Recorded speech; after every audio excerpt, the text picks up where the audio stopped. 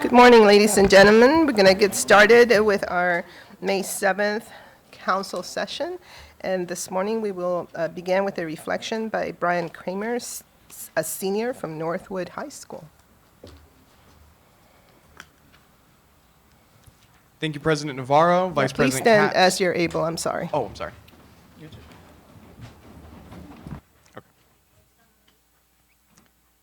Okay.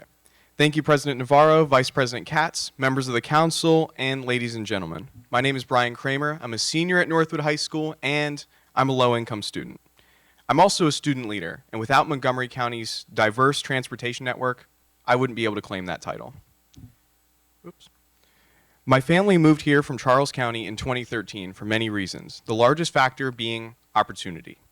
When we moved here, we still had a car, but it wasn't long before we got into an accident and that car was totaled. If we had lost our car in Waldorf, it would have been utterly devastating because there's no transportation network like there is in Montgomery County. And there's not even like a local ride-on system, there's nothing. And so when we moved to Montgomery County and we thought of the opportunity, we thought of the schools. But the opportunity for us now meant that my mom was able to take the bus to work, and that I was able to take the bus to meetings, and I was able to take the ride on to school. And Waldorf didn't have that opportunity. And for a low-income family, that access to the ride-on system, to Metro, that was everything. And without ride-on and Metro, I wouldn't have been able to keep going. My mom wouldn't have been able to access work. And other low-income students and families wouldn't be able to climb out of poverty and wouldn't be able to keep going. And so the county student government, or MCR as we call it, it's up the street at 850 Hungerford Drive. And I've taken the bus to every single meeting of MCR. Now, it's a journey, so it takes about 90 minutes from Wheaton to the MCR meetings, but I've taken it every single time. And I've done so. You know, I have to leave a bit early to get there, but I'm able to make it 8 miles up the road with just my ID, but except not after 8, unfortunately. But through the bus, I've been able to attend meetings such as, I've gone to these meetings. I've gone to Board of Education meetings up the street. In fact, this year, I had the chance to run the SMOB election as the MCR Special Elections Administrator. Without the bus, I wouldn't have that opportunity. And then last year, I was able to run for SMOB through the bus. Now, in Waldorf, if I had run for Charles County SMOB, they have one, I wouldn't have been able to do the same thing. I wouldn't have been able to take the bus, and I wouldn't have that opportunity. And overall, public transportation is vital to social mobility, and I wouldn't even be speaking here today without ride-on, without Metro, and without that adequate investment. And I'm grateful for those opportunities that have been given to me through that system, and I'm grateful to the council's investment in public transportation. Thank you all so much for that opportunity through ride-on and social mobility, and I hope that we can continue that investment in ride-on. Thank you.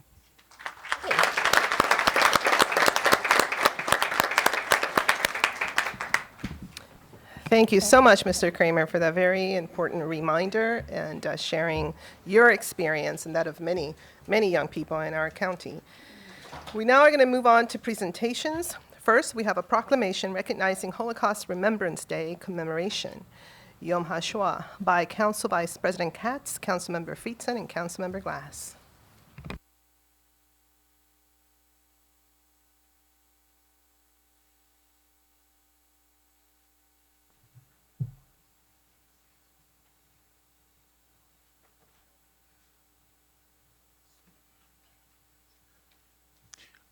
And we're also obviously joined by the county executive, Mark Elrich, as well. If anyone who's involved with the Holocaust Commemoration Proclamation could please also come down and join us. Anyone that's here for that, please.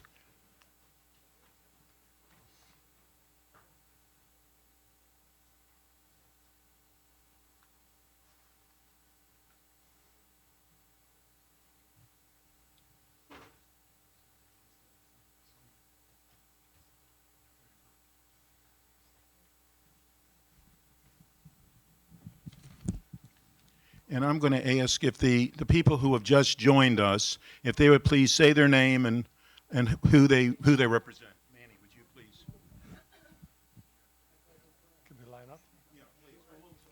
I'm Manny Mandel. I'm a survivor of the Holocaust. Debbie Linick, I organize the community-wide commemorations in Montgomery County and Northern Virginia. Vivian Bloodworth, Holocaust survivor. Michael Mandel, I'm supporting the JCRC and this commemoration. My family got out in time. Ruth Cummings, board member of the Generations After, with 2 Holocaust survivor parents. Roma Brodecki, second generation with Holocaust survivor parents. Lisa Rosenthal Croft, survivor, first generation. Escaped from Italy on the last ship to New Zealand in 1939. Dina Hirsch, board member, Generations After. My parents were partisans during the Holocaust. Jeannie Glucksman, board member of the Generations After. I'm the daughter of 2 Holocaust survivors. Ayana Tuval, I survived from Yugoslavia, and I'm the coordinator of the Holocaust group. Barbara Brandis, the member of the Generation After, a daughter of both Holocaust survivors. Nat Shafir, Holocaust survivor, also a volunteer at the United States Holocaust Memorial Museum, and docent. Meredith Weisel, I'm the Director of Government Relations for the Jewish Community Relations Council. Mark and Evan, why don't you join me, please? It's truly an honor for me to be a part of this presentation today, to recognize the survivors who have joined us, as well as to honor the memories of the 6 million who lost their lives during the Holocaust. Today's proclamation comes at the culmination of the period of the time known as the Days of Remembrance, a long-standing tradition begun in 1979 by U.S. House Joint Resolution sponsored by Senator Dan Forth of Missouri. I was pleased to attend with the council members Glass and Friedson and the county executive as well, the annual community-wide Holocaust commemoration sponsored by the JCRC this past Sunday. This moving ceremony brings together our community to reinforce the lessons of the Shoah, to remember and to rededicate ourselves to educating future generations so that they too will never forget. Tomorrow, May 8th, makes exactly 74 years to the day that the war ended. We were fortunate on Sunday to have heard from our own Manny Mandel, whose birthday happens to be tomorrow as well. And of those of you who don't know, his daughter is my chief of staff, Lisa, who shared some of his story of survival. And again, reminded us to learn from our past so that we do not risk repeating it. Did you want to say, please? I want to thank everybody standing here for being with us today, for persisting, for resisting, for fighting, and speaking out. The Nazis were masters of division. They divided countries, they divided communities, they divided continents and the world, and they also divided their prisoners. For those who were in a Nazi concentration camp, the Jews were instructed to wear Jewish stars, 2 triangles. Political prisoners, those who expressed progressive political views, were instructed to wear inverted red triangles. Members of the LGBTQ community were instructed to wear pink triangles. And prisoners of war themselves were instructed to wear red triangles. And my maternal grandfather was one of those individuals who wore a red triangle. He was in the Air Force and flew as an engineer B-12 bombers and was in the Stalag 17 prison camp for nearly 20 months, fighting for our country, fighting for his people, fighting for the world, and the Russians ended up saving him and rescuing him. And while my grandfather, much like all survivors, are hesitant to talk about their endeavors, talk about what they went through, now more than ever, we need to remember their stories. We need to remember that things in this world don't come easily, and freedom is never free. And as hatred and violence rears its ugly head again, we have to speak out and say, never again. We stand here today in a solemn obligation to bear witness for the lost and for the living, and to bear a shared responsibility to tell the stories. And that's why it is so humbling to be here. Consider for a moment that if we held a minute of silence for each of the 6 million Jews who were murdered in the Holocaust, we would be standing here in silence for 11 consecutive years. 11 years. Each survivor who's here, who I am just humbled to stand with, each of their children, their grandchildren, and their children to come are an act of defiance against the darkest hatred I think we've ever seen in world history. And just like their living is an act of defiance, their being here is an act of defiance against hate, our succumbing to the disease of indifference is an act of surrender against hate. So that's why I am honored and humbled to be here to do what I consider to be one of our most important obligations, to stand together in solidarity as a community here and as communities across the world, to stand up against hatred, to stand up against oppression, to stand up against genocide, against anyone and anywhere. I was very moved to attend the ceremony on Sunday, and it's hard standing up there, and even I had to read a few names, and just to read the name of people who died in the camps and how old they were and when they died, you know, in a very short period of time, I read the names of children and adults and seniors and everybody in between. And it's a hard thing to do because you think about all the lost lives that are represented, and I was just reading a fraction of the people who lost their lives.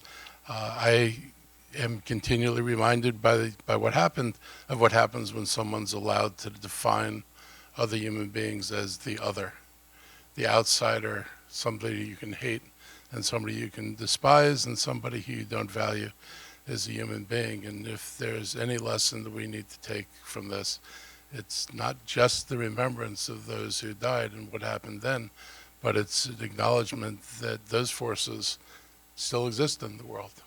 And there are people out there who choose to foment division and hate. And when you dehumanize other human beings, and you can do to one person, you could do to any person. I think Evan's point about everybody had a triangle, and once you were allowed to dehumanize and destroy one person, the list of people you could destroy becomes endless. So I was very moved by what I participated in, and thank you for the work you're doing, and we need to remember. Thank you. We have a proclamation, and accepting the proclamation is Ayana Tuval. Please. Whereas the Holocaust was the state-sponsored systematic persecution and annihilation of European Jews by Nazi Germany and its collaborators between 1933 and 1945, and while Jews were the primary target, 6 million were murdered. Other ethnic and religious groups also were victimized, and whereas, pursuant to a 1980 Act of Congress, the United States Holocaust Memorial Council designates days of remembrance each year to recall and reflect on the horrible crimes committed during the Holocaust and to ensure that the memory and legacy of live loss will not be forgotten, and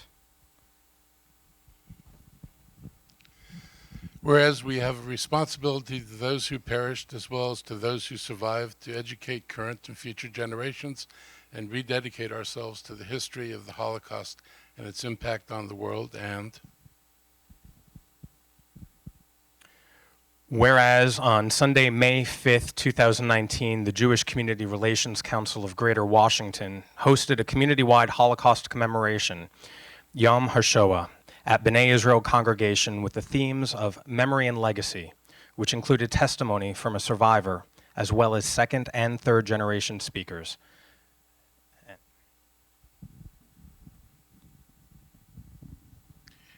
And whereas JCRC continues to make sure the memories of victims and lessons of the Holocaust are never forgotten through the JCRC Holocaust Survivors Speakers Bureau, as well as many other programs, now therefore it be resolved that the County Council of Montgomery County, Maryland, hereby recognizes Thursday, May 2nd, 2019, as Holocaust Remembrance Day, Yom HaShoah, in Montgomery County. And be it further resolved that all residents are urged to rededicate themselves to not bear silent witness to injustice and to always remain vigilant to the principles of a just society. It is signed today by the Council President, Nancy Navarro, and by me. Would you like to say a few words? No. We're going to take a picture. Manny, did you want to say a few? No. Okay. We're going to take a picture.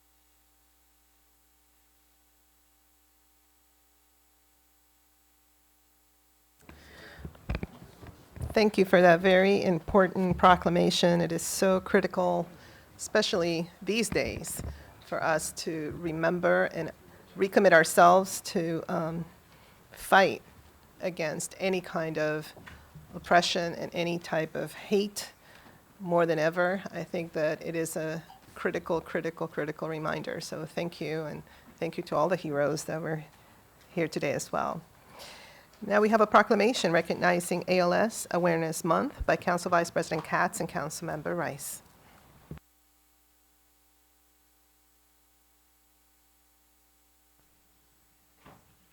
And could we invite all the representatives who are with the ALS Association to please come down and join us as well? Should I lead off? You want me to lead? Yeah, okay.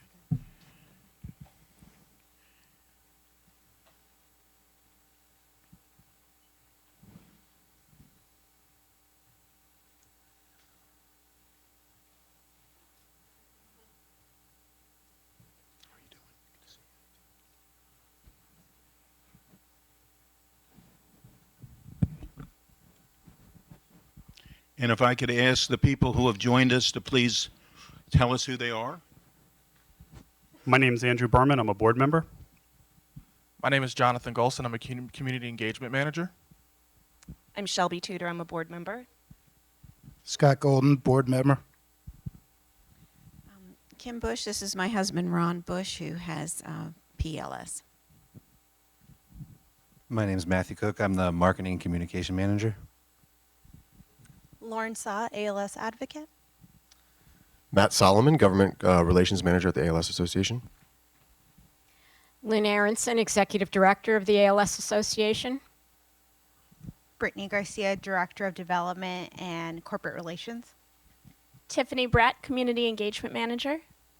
Danielle Ranieri, Assistive Technology Specialist for Maryland. Daniela Cubillo, Programs and Operations Coordinator. I also lost my grandfather to ALS. Bobby Crane, Director of Events and Corporate Relations. Reagan Flores, Assistive Technology Specialist for Virginia and DC. Elizabeth Mooney, Care Services Coordinator for the state of Maryland. Danielle Stewart, I'm Database and Donor Relations Manager. Tara Ryan, Care Services Coordinator for Northern Virginia. Thank you all very, very much for being with us and for all that you do. Today we do commemorate the ALS Awareness Month and the ALS Association of DC, Maryland, and Virginia chapter and thank them for their advocacy, outreach, and service. ALS is a complicated, devastating disease. It is critical to continue to raise awareness and to speak out about the need for further research and treatment. We challenge everyone in this room to join the fight against ALS and beyond this room by advocating, donating, volunteering, or participating in an event. Everyone can take out their phones now and go to webdc.alsa.org to learn how to get involved. Again, thank you to the ALS Association for its hard work and dedication, and I invite my colleague, Councilmember Rice, to make comments as well. Well, thank you very much, Sydney, and this is personal.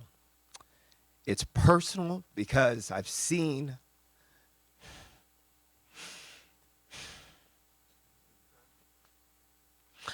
the devastation and destruction that this disease places on family, friends, and loved ones. I've seen my best friend's mother pass away very quickly from this disease. And it tore him and his sister and their family apart. And now I have a chief of staff who continues to battle this disease with every bit of strength that he has, with all of us standing beside him. And we know what the outcome is going to be. And it's hard. But it's one in which it reminds us of why it is that we do what we do.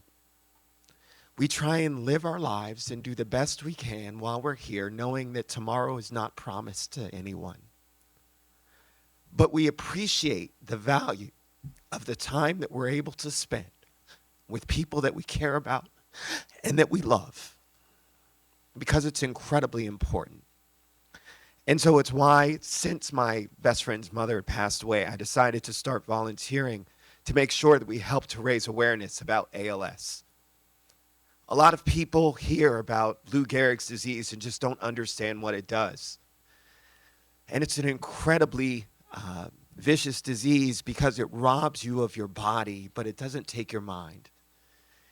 And it basically traps you inside.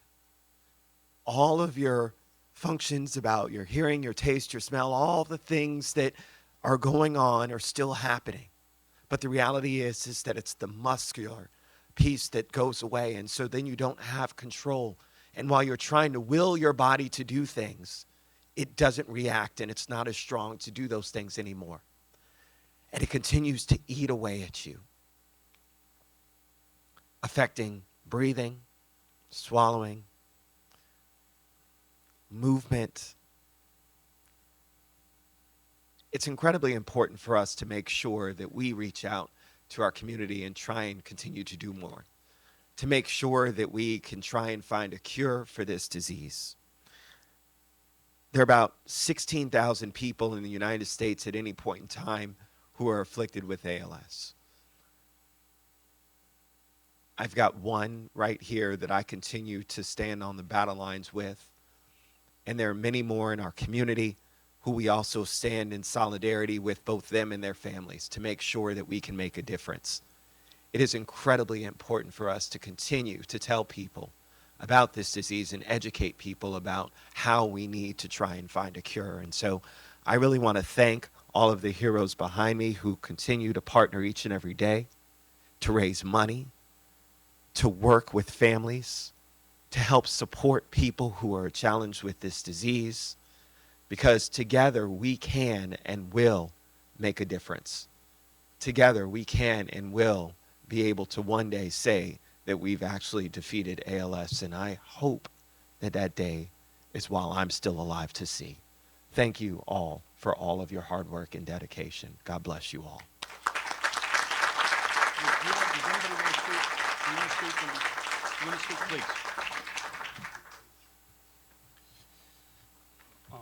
We want to thank Councilman Rice's heartfelt words and tireless support on our behalf.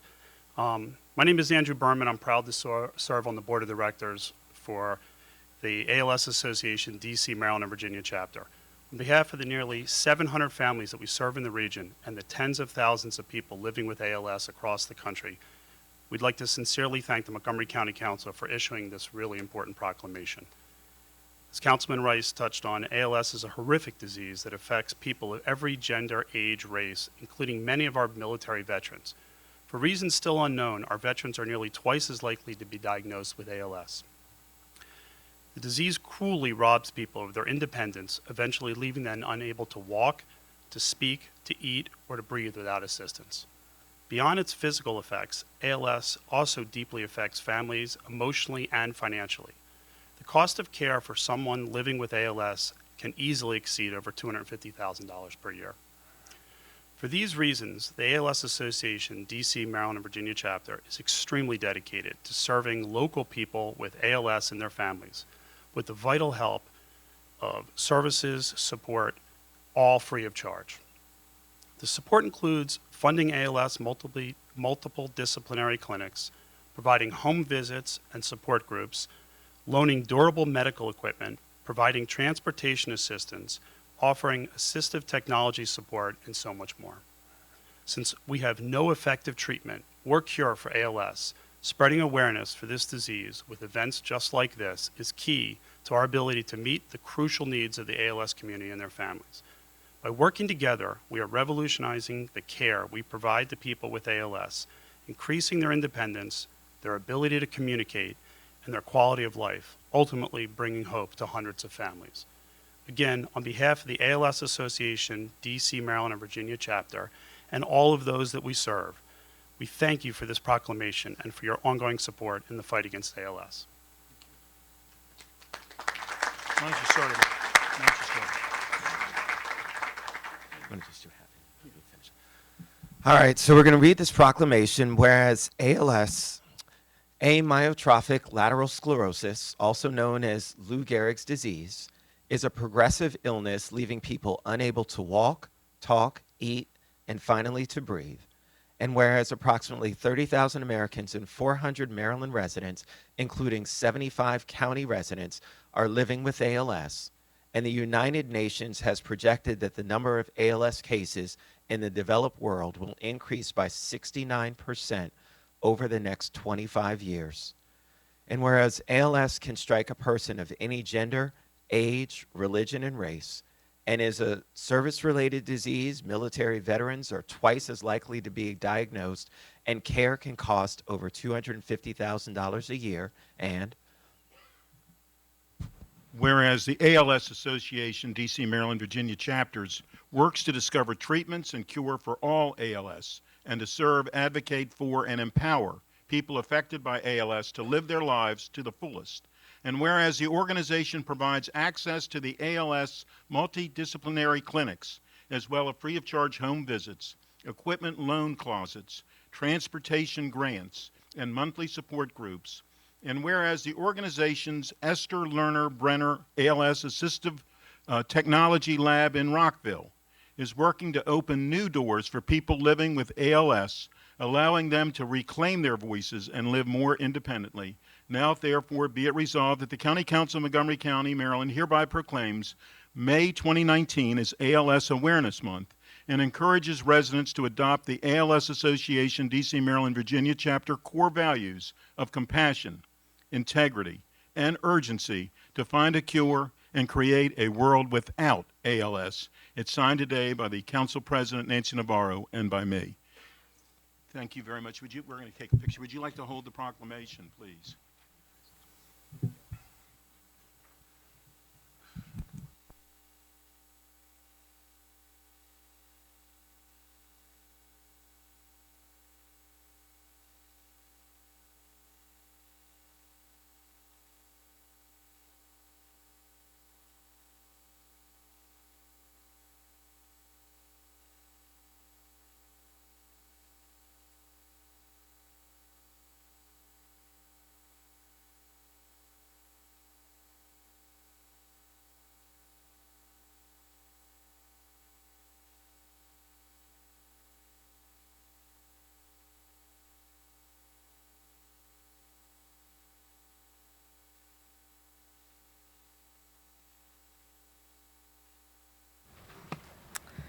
Thank you.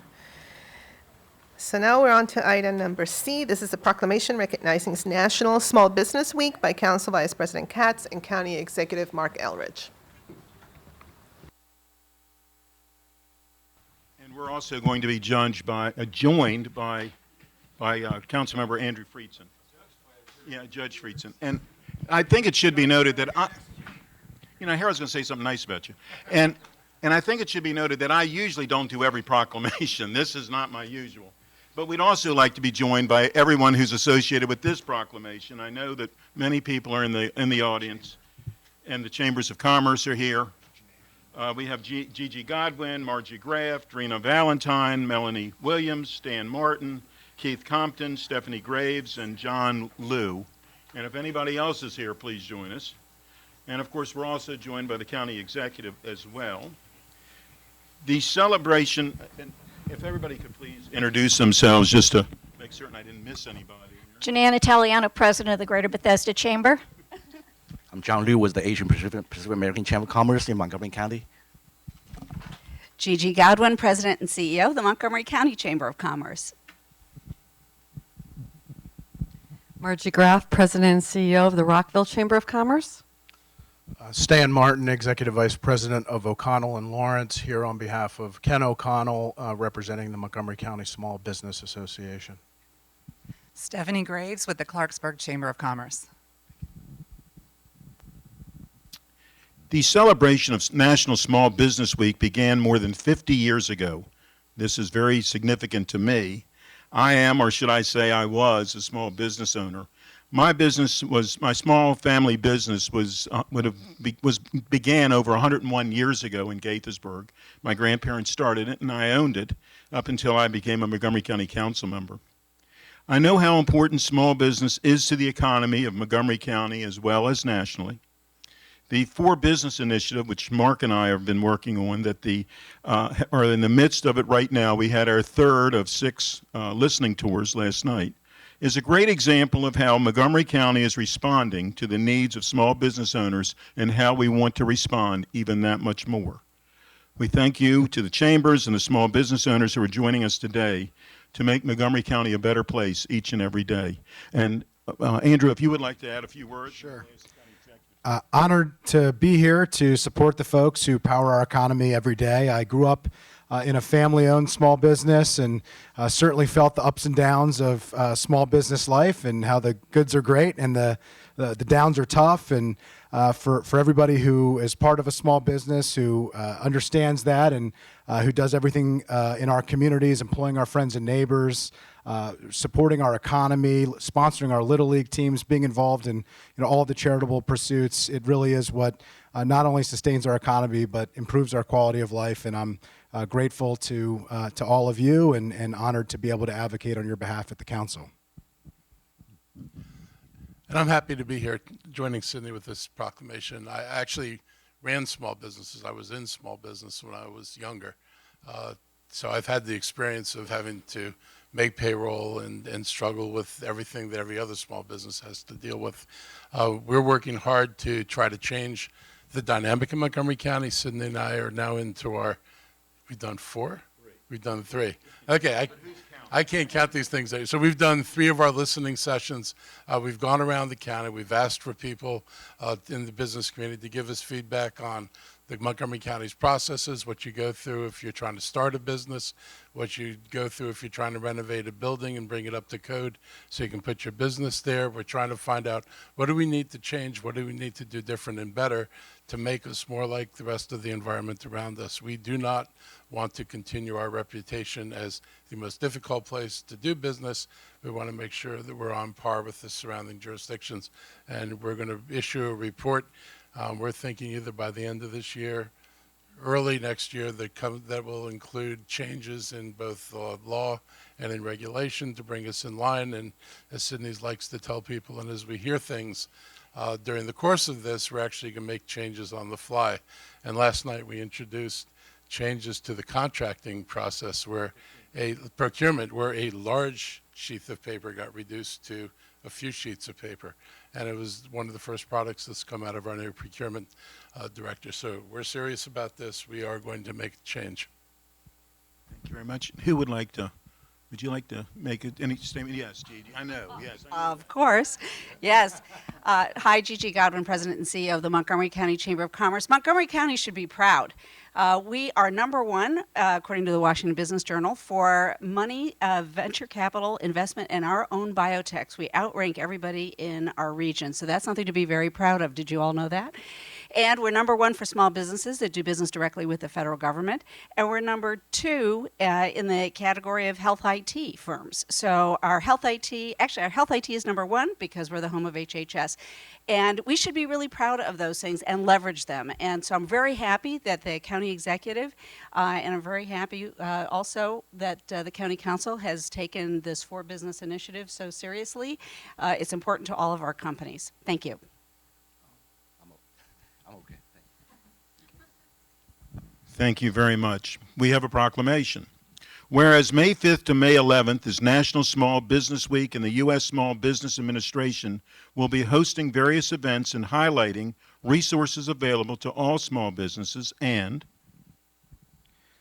whereas 95% of the businesses in Montgomery County are small businesses, and our community is dependent on their progress and vitality for our economic well-being. And whereas small businesses have always been a critical part of the country's economy, creating about 2 out of every 3 new jobs in the U.S. each year, and Montgomery County is home to 14.9% of the main offices for startup companies in the D.C.-Baltimore region, and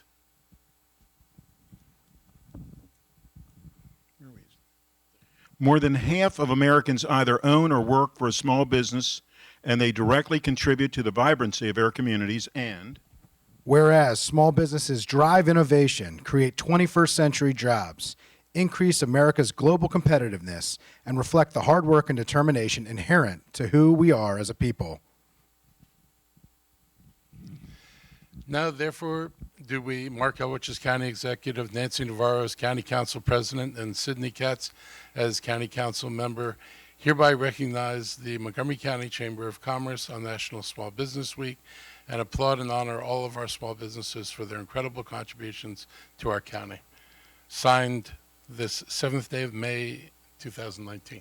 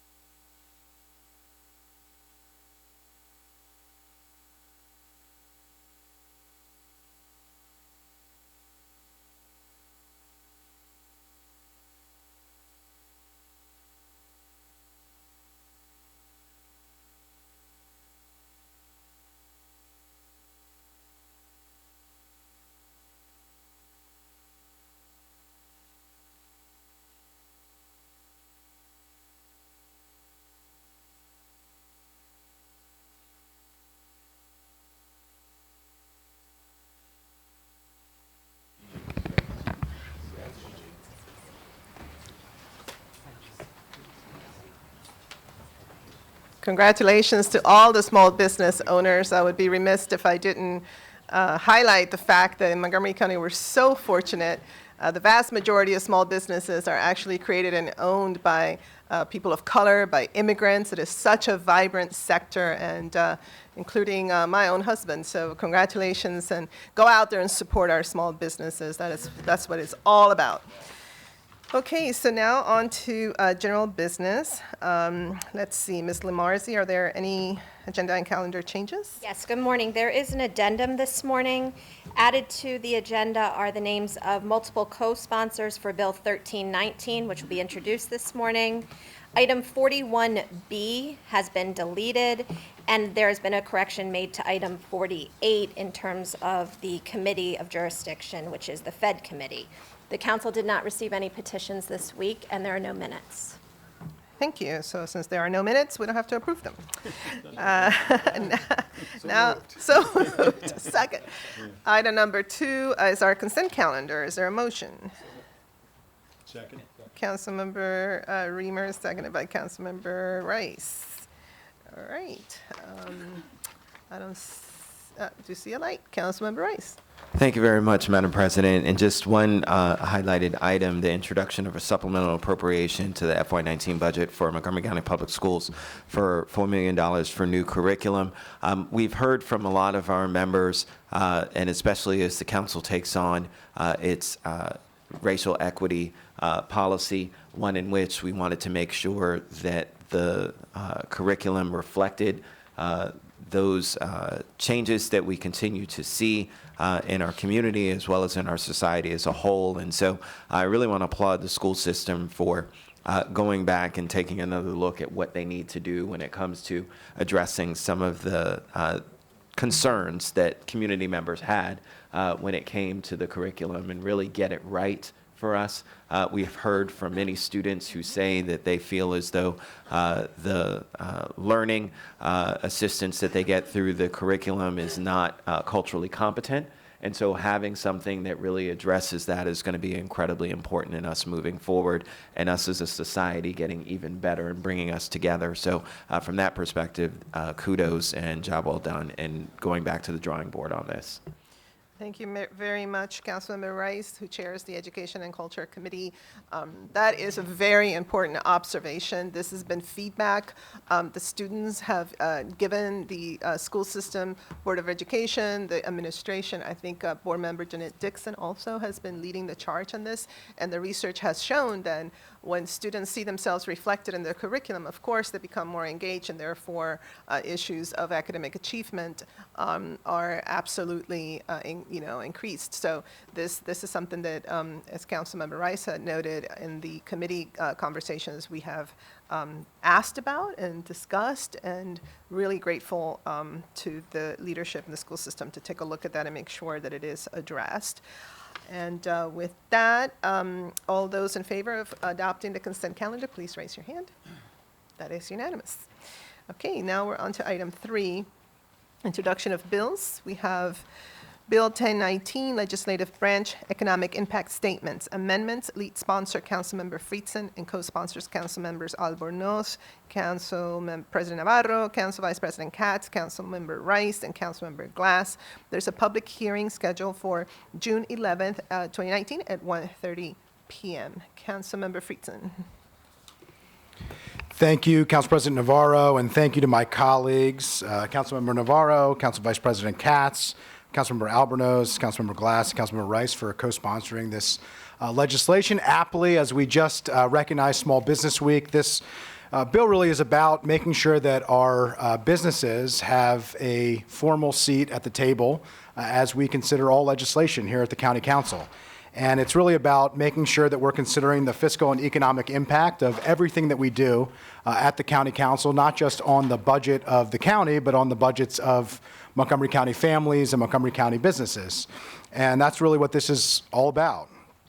This legislation would strengthen the current economic impact statement process by requiring an evaluation by an economist in the Independent Office of Legislative Oversight.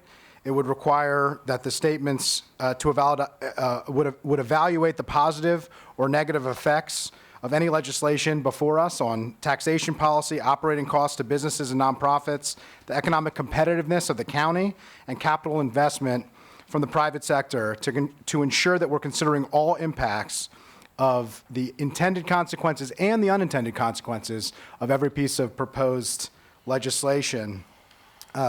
It's something that I'm really proud to be able to work on together with my colleagues, part of our ongoing effort to focus on our business community, to make Montgomery County more competitive, to ensure that as we think about how we provide the goods and services that the county needs, that our residents are increasingly rely on, that we are supporting the business community that is funding those needs and funding those priorities and providing the jobs that sustain our economy and that sustain our families in Montgomery County. I'm pleased to have some of our chamber and business representatives who you just met earlier tonight. Thank you for being here. Thank you for your ongoing support of this initiative, and thank you for everything you do, even more importantly, to grow our business community, to support our local businesses, and to make sure that Montgomery County is such a great place to work, to live, and to raise a family. Councilmember Hooker. Thank you, Madam President. I was just hoping you might be willing to add me as a co-sponsor. He'll think about it. Councilmember Reamer. I would also like to be added as a co-sponsor. Thank you. Thank you so much. Councilmember Jawando. I'd like to be added as co-sponsor as well. Thank you. All right. Excellent. So now we're on to item 3B. This is introduction of Bill 11-19, Administration, Internal Audit, Inspector General Amendments. The lead sponsor is the Audit Committee, which is comprised of Council Vice President Katz, Councilmember Friedson, and myself. And a public hearing is scheduled for June 11th, 2019 at 1:30 p.m. Councilmember Friedson. Thank you so much for this. It's a big day for me personally and for all of us at the council, and I'm just so honored to have been able to work with my colleagues, with the council president and vice president as members of the audit committee on this effort. And what this really is a reflection that oversight is one of the core fundamental responsibilities that we have as a legislative branch, and ensuring that we do everything that we can to take ownership and responsibility for that. This was part of long-standing conversations that we had individually with staff, with the Inspector General, with our colleagues to make sure that we are putting in place and strengthening the process to ensure that we are doing everything that we can to invest taxpayer dollars appropriately, efficiently, and effectively. This work does come at a cost, but it pales in comparison to the cost if we don't, not just in public dollars, but in public trust. And so I am just honored to have been able to work on what I consider to be one of the most important efforts that we are undertaking as this new council, and look forward to continuing this work of doing the job of oversight together. And I appreciate the work of my colleagues, as well as, of course, Ms. Myhill and Mr. Drummer, as they have helped us through the development of this particular bill. I do agree that this will be a very important step towards strengthening the work of our Inspector General's office, as well as strengthening our internal audit functions. As we all know, we're going to be selecting a new Inspector General very soon, and so I think this also will be aligned with many of the characteristics, skill sets, et cetera, that we're looking in terms of a new candidate, and I think this is going to be a very important bill for us as well. Thank you, Councilmember Friedson, for also all your work, and Councilmember Katz. All right, for the next item is 3C. This is Bill 12-19, Human Rights and Civil Liberties, Building Maintenance Worker Minimum Work Week. The lead sponsor is Councilmember Reamer, co-sponsors Councilmember Jawando and Councilmember Hooker, and I would like to be added as a co-sponsor as well, please. So with that, and the public hearing is scheduled for June 18th, 2019 at 1:30. Councilmember Reamer. Thank you, Council President Navarro. Appreciate your co-sponsorship. This is a very targeted bill that addresses an issue that we have where there are many people working very hard in building service jobs, and they are not offered full-time employment. And they often will work the equivalent of several part-time jobs. And then without access to full-time employment, they're not eligible for health care, they're not eligible for the ACA, and then the county ends up having to step in and provide for what the employer should be offering. And this is a real public interest issue for us because we're strained to fund programs that we provide, like Montgomery Cares, which is a really effective and important program that is a health safety net for people in the county who don't have access to health services. However, it is supposed to be a measure of last resort, and there are unfortunately people who are working very hard and not eligible for those kinds of benefits. If you look around the country, you'll see that most really thriving metropolitan areas have full-time employment. It's the norm in the industry, but for some reason it just has never been able to take hold here. And so we will proceed with this legislation. I want to recognize SEIU and their leadership, which is here, and their members, and thank them for their advocacy. Thank you to my colleagues, Mr. Hucker, Mr. Juando as well, for co-sponsoring. Thank you. Thank you. I thanked you at the outset, and I'll add you again. Double thank yous. Councilmember Rice. Well, thank you very much, and Councilmember Reamer, thank you for continuing to focus on these kinds of issues that we know are incredibly important. I've worked in partnership with you in the past on these type of issues and with SEIU Local 32BJ, and so I'm very happy to add my name as a co-sponsor to the legislation. Thank you. Thank you very much. Muchísimas gracias a SEIU 32BJ por estar aquí. Now on to item 3D. This is Bill 13-19, County Property Disposition, Reuse Analysis. Lead sponsor, Councilmember Albornoz, and it's my understanding, as I see here in my note, the co-sponsors include Councilmembers Rice, Joando, Fritzen, Navarro, Katz, Reamer, and Hucker. Councilmember Albornoz. Thank you, Madam President. This bill is a amendment to the property disposition bill passed by our colleagues on the previous council and a number of you on this dais. This is a effort to enhance transparency through the property disposition process and acknowledge as a equal branch of local government and a partnership with our county executive's office provides us with an opportunity to dig into more of the details as important decisions are made regarding precious property that exists within the county. There are three major elements to this bill, or the three most significant elements to this bill are: one, it would require the county executive to send the county council its reuse analysis, which is conducted internally.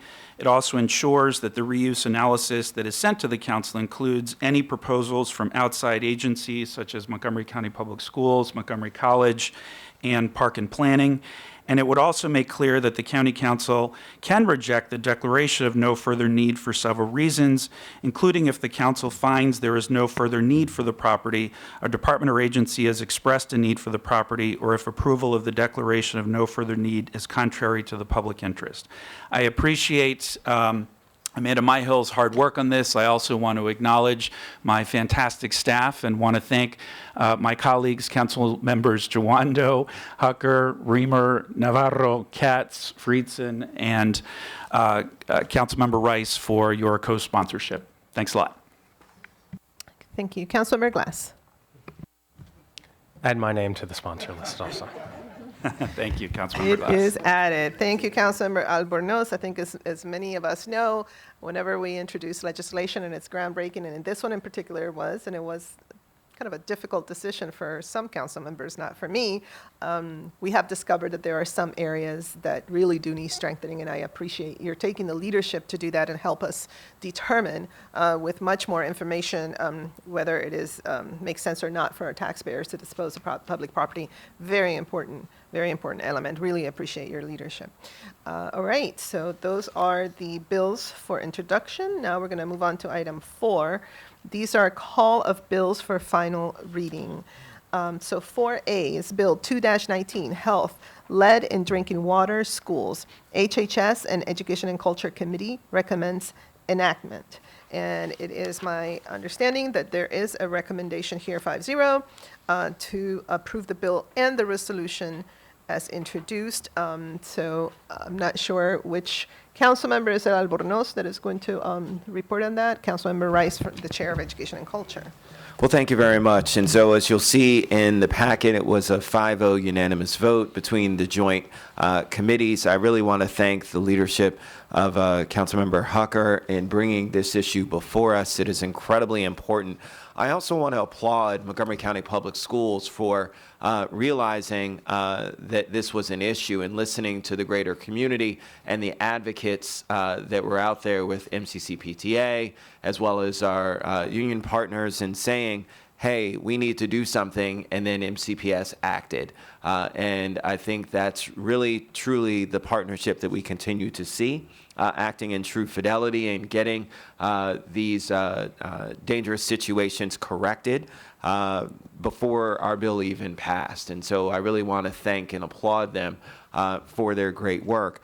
But let's just be very clear about, and I don't want to steal Councilmember Hucker's thunder, this is incredibly serious. And this is one in which, when you talk about the health of our children, whose bodies and brains are still developing, we want to make sure that we're providing them with the safest environment possible. And so this bill is ensuring that we make one more step in terms of making sure that we can address the potential pitfalls that could be out there negatively affecting our children. So thank you very much for your leadership, Councilmember Hucker, and I see your light on, so I'll defer to you. Councilmember Hucker. Thank you, Madam President. Thank you, Mr. Chairman, for your remarks and your leadership on this. You said it very well. We make dozens of decisions about the future of the county every single day, and it's hard sometimes to appreciate the impact of each one, especially at this time of the year during the budget. But nothing's really more fundamental to the success, the long-term success of this county than our kids' brains and their ability to perform well. And we've frankly had elevated lead levels in our drinking water in our schools and outside our schools for many years, and that wasn't anyone's intent, but scientists know more now than they did when lawmakers set the state action level, and it's entirely appropriate. It's really our responsibility to keep up with the science and set a new safer lead level for Montgomery County. So today, in the midst of dozens of decisions we're going to make, I'm really happy we're taking significant action to protect the health of our kids, and I wanted to tell all of you that I'm really grateful to you for your co-sponsorship, because I think that made a big difference by sending a signal that we were united outside the walls of this building. This was not a new idea. It was not crystal clear that the bill was going to pass when Ms. Myhill drafted it, but your support really sent a message, I think, that resonated. And I'm really grateful, as you are, to Superintendent Jack Smith and Dr. Zuckerman and Essie McGuire and Sean Gallagher. When I first talked to Superintendent Smith way back at the racial equity training, he said, without any hesitation, we're going to support that bill, and we're going to be there to support it when you introduce it. And that was not that was not a fait accompli. That was really because of his value system, and it was because of the commitment that we sent. So thank you all for your support. And finally, I do want to mention that I think we all ought to be grateful to Delegate Jared Solomon, who, with an hour to go, got his bill through the Senate after passing unanimously through the House, and the Senate sat on it for a while. There were a lot of concerns just about the cost of the bill, but now the innovative way that Montgomery County Public Schools is remediating the lead in our schools, I think, is setting an example outside of Montgomery County. And glad that the bill got amended to mean that the MCPS and Prince George's public schools can get reimbursed for the money they're already spending to remediate by the IAC grants that are available. So again, thank you for making a difference in our kids' lives today. Thank you. Councilmember Rice? Yes. Well, I just wanted to make sure that our constituency who's watching, as Councilmember Jawando always says, the millions that are watching at home, this bill changes the EPA standard that was set at 20 parts per billion, and we have now a local standard, which is 5 parts per billion, which is significantly less, and really is where many of the advocates throughout the nation are saying we need to be. So that's the exact nature of what this bill does, is ensure that that happens and ensures that there's remediation that happens, as well as regular testing that occurs, all of the things that are incredibly important to make sure that we're doing all we need to ensure our children's safety. So that bill is now before us with a unanimous vote. Excellent. I will point out that, of course, we will be taking on up the resolution. That would be item 5A. So this right now, it's the bill, and it's a roll call vote. Mr. Glass? Yes. Mr. Glass votes yes. Mr. Jawando? Yes. Mr. Jawando votes yes. Mr. Hucker? Yes. Mr. Hucker votes yes. Mr. Reamer? Yes. Mr. Reamer votes yes. Mr. Albarnos? Yes. Mr. Albarnos votes yes. Mr. Rice? Yes. Mr. Rice votes yes. Mr. Friedson? Yes. Mr. Friedson votes yes. Mr. Katz? Yes. Mr. Katz votes yes. Ms. Navarro? Yes. Ms. Navarro votes yes. Okay, so that bill passes. Councilmember Hucker? I misspoke earlier, Council President. Mr. Drummer gets all the credit for drafting this bill, so thank you, Bob. Thank you, Mr. Drummer. Did you text him, Bob? Did you just That was quick. All right. That was quick. Item 4B, this is Bill 7-19, Environmental Sustainability Commercial Property Assess Clean Energy Program, New Construction. The T&E Committee recommends enactment as amended, and turn it over to Councilmember Hucker, Chair of the T&E Committee. Thank you, Madam President. As we heard at the public hearing on this bill, Montgomery County is incredibly one of two jurisdictions that doesn't allow CPACE commercial pace for new construction. That's the difference. The other one being Texas. We're usually not in the camp with Texas, but expanding financing to new construction doesn't cost the county any funding, makes it easier for property owners to redevelop our older, inefficient properties into newer, greener buildings that exceed our code. Thank you to our committee colleagues, my committee colleagues, for voting for this bill unanimously with the clarifying amendments that make it stronger. I was concerned, given the fraught history of PACE bills going back several years, that our finance committee would limit the ability of property owner to borrow funds by limiting the property valuation method to the current value of the property and not the future value of a property. For example, if a $3 million property is being redeveloped into a $60 million project, they should be able to finance it at the higher value rather than at the current value. But I was very pleased to see the executive staff now agrees with this approach. That's going to help us meet our climate goals and drive our economic development goals as well. And I am supportive of the tiered approach that further incentivizes property owners to go further above the code by making additional financing available to them. So thank you all for your hard work. I believe Council President Ms. Myhill has a comment. Okay, Councilmember Glass is next. sorry. Let's have him first, and then we'll turn it over to you, Ms. Myhill. Thank you, Madam President, and thank you, Mr. Chair, for introducing this legislation and for the good conversation that we had at the committee. And some of that information has only reached us in the last week or so, and you just mentioned that. And I think those amendments, the amendments we're talking about, do strengthen the bill, particularly the valuation part, recognizing that these improvements will increase the value of the property, and that should be noted.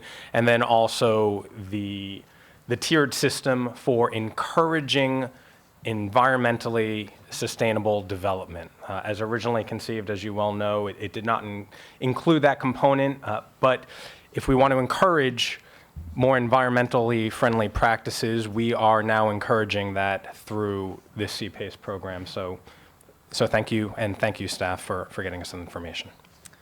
Ms. Myhill. Yeah, what I wanted to point out for you is the amendment that Councilmember Hucker is referring to. It's just been handed out. That's a replacement for the amendment that was attached to the staff packet. That amendment that I just handed out was the same that I distributed yesterday. There are no changes from that. And we can walk into the further changes that that amendment makes, but because that was not part of the committee recommendation, it does need to be moved and seconded. Okay, is there a motion to adopt this? Been moved by Councilmember Hucker, seconded by Councilmember Reamer. Any questions about this particular amendment? We just got it handed out? Nope. All right, all those in favor of the amendment, please raise your hand. That is unanimous. Okay, so I don't see any other lights, so I believe this is a roll call as well. Mr. Glass? Yes. Mr. Glass votes yes. Mr. Jawando? Yes. Mr. Jawando votes yes. Mr. Hucker? Yes. Mr. Hucker votes yes. Mr. Reamer? Yes. Mr. Reamer votes yes. Mr. Albornoz? Yes. Mr. Albornoz votes yes. Mr. Rice? Yes. Mr. Rice votes yes. Mr. Friedson? Yes. Mr. Friedson votes yes. Mr. Katz? Yes. Mr. Katz votes yes. Ms. Navarro? Yes. Ms. Navarro votes yes. Thank you so much. Okay, now on to item 4C. This is Bill 4-19, Personnel Merit System, requesting salary history prohibited. The GO Committee recommends enactment, so I'm going to turn it over to the chair of the GO Committee. And that would be me. And so I can tell you that Bill 4-19, Personnel Merit System, requesting salary history prohibited, sponsored by lead sponsor Councilmember Glass and co-sponsors Council President Navarro, Council Vice President Katz, Council Members Friedson, Jawando, Rice, Hucker, Reamer, and Albornoz, was introduced on March 5th, 2019. A public hearing was held on March 26th and had 6 speakers, and a Government Operations and Fiscal Policy Committee work session was held on April 4th. As I stated earlier, this bill would prohibit the county from requesting salary history from an applicant for county employment and prohibit the county from relying on salary history to determine an applicant's starting salary. There were key discussion points. Mainly, we discussed relying on past salary history to determine the starting salary for a new county employee, how that could have an unintentional adverse impact on female and minority applicants. Also, OHR, Human Resources, is ready to implement this bill for county merit employees by revising the personnel regulations.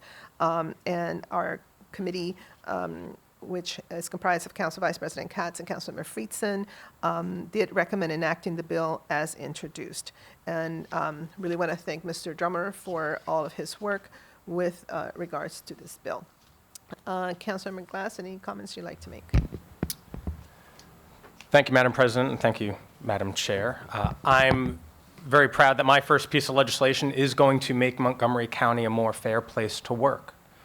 Being raised by a single mom who worked 2 jobs, I understand how hard things can be and how hard it is sometimes for women or minorities to get a fair wage for the fair work that they do. And it's also worth noting that the Montgomery County Pay Equity Act was introduced during Women's History Month, and now it will be passed days before Mother's Day. But this legislation doesn't only affect women. As I said, it also affects individuals of color and anyone of any gender identity. But the statistics here in Maryland don't lie. Asian women earn 83 cents for every dollar a man makes. African American women earn 69 cents for every dollar a man makes, and Latinas earn 47 cents for every dollar a man makes. And what this legislation is aimed to do is making sure that our hiring practices are fair. Because when we rely on salary history to set future wages, we only perpetuate the income gap that exists. But this legislation doesn't just stop here. What this legislation does is in 1 year's time, the executive is going to report back with a landscape analysis of how other jurisdictions are doing with their pay scales, and also the private sector. And then in 1 year thereafter, in 2021, the executive will report back to see how this bill and this new hiring system has changed the dynamic in Montgomery County. And I am optimistic that this will help close the gap that exists, because when we rely on salary history, it perpetuates the gap that exists. So thank you, Madam President, and thank you all colleagues for supporting this, my first piece of legislation. Thank you very much. Councilmember Reamer. Okay. Thank you, We need to Councilmember Glass. Continue with our work here. Councilmember Reamer. Appreciate your leadership and was pleased to support your legislation. It's an important reform in an area that really needs a lot more attention. So thank you. I'm pleased to vote for your bill. Thank you, Councilmember Reamer and Glass. All right, so this is a roll call vote. If you can go ahead.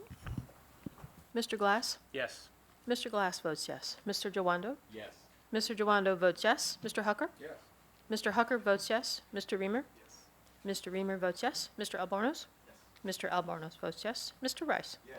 Mr. Rice votes yes. Mr. Friedson? Yes. Mr. Friedson votes yes. Mr. Katz? Yes. Mr. Katz votes yes. Ms. Navarro? Yes. Ms. Navarro votes yes. Thank you, and that passes unanimously. Now on to item 4D. This is Bill 1-19, Police Officer Involved Death Independent Investigation. Public Safety Committee recommends enactment as amended. And so I will turn it over to the Chair of the Public Safety Committee, Councilmember Sidney Katz. Thank you very much, Madam President. This bill was recommended 3-0 by the committee, by the Public Safety Committee. It will require an independent investigation of an officer-involved death. We approved an amendment that would require the executive to report to the council on efforts to obtain an agreement with another law enforcement agency to perform an independent investigation and explain what attempts were made if the executive is unsuccessful. We approved an amendment to permit, without holding the report from the public for the 7 reasons, a custodian can withhold an investigatory report from a person in interest under the MPIA. We approved an amendment clarifying that the county police can perform routine police work at the scene and assist the independent investigators and support role as necessary. We rejected an amendment requested by the police department to include a sunset provision for a part of the bill, and approved an amendment to require the independent investigators to be sworn officers, and approved an amendment to require investigators to have homicide and law enforcement officer use of force investigation experience. There again, it was a 3-0 vote. Thank you very much, Madam President. Thank you, and I want to acknowledge and thank the initiative shown by Councilmember Jawando in introducing this very important piece of legislation. I think this does ensure transparency and public trust in our institutions, and that has always been a priority for us, and I really do appreciate you taking this on. Councilmember Jawando. Thank you, Madam President, and thank you to the Public Safety Committee and my colleagues, particularly you, Councilmember Katz, for shepherding this through, and Councilmember Hucker and Albernaz on the committee. Thank you for letting me join you as well. And I want to thank all my colleagues, since everyone is a co-sponsor, which is always nice on your first bill. This is a critically important piece of legislation that, as was stated, in the most serious of cases, when a police officer takes the life of a resident, this bill will call for an independent investigation, and it makes that investigative report public. Police investigating police When does it- not lead up to our safety. We are not safe. When it passes today, it will have not been without scrutiny, challenge, or opposition from many sides, some of which you just heard. But it's also important to take a moment and recognize that this bill will pass with unanimous support of the council, and with a vocal and widespread support. This is my time to speak, ma'am, please.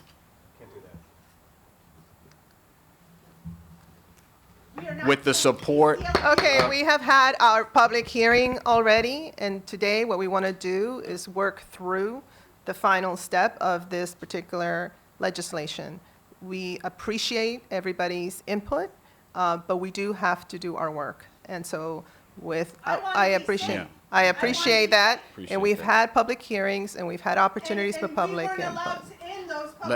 I'm going to finish my statement. If you'd like to talk after, we can speak after. Please let me finish my statement. Please Thank continue. you. And I want to thank all those who worked on this bill.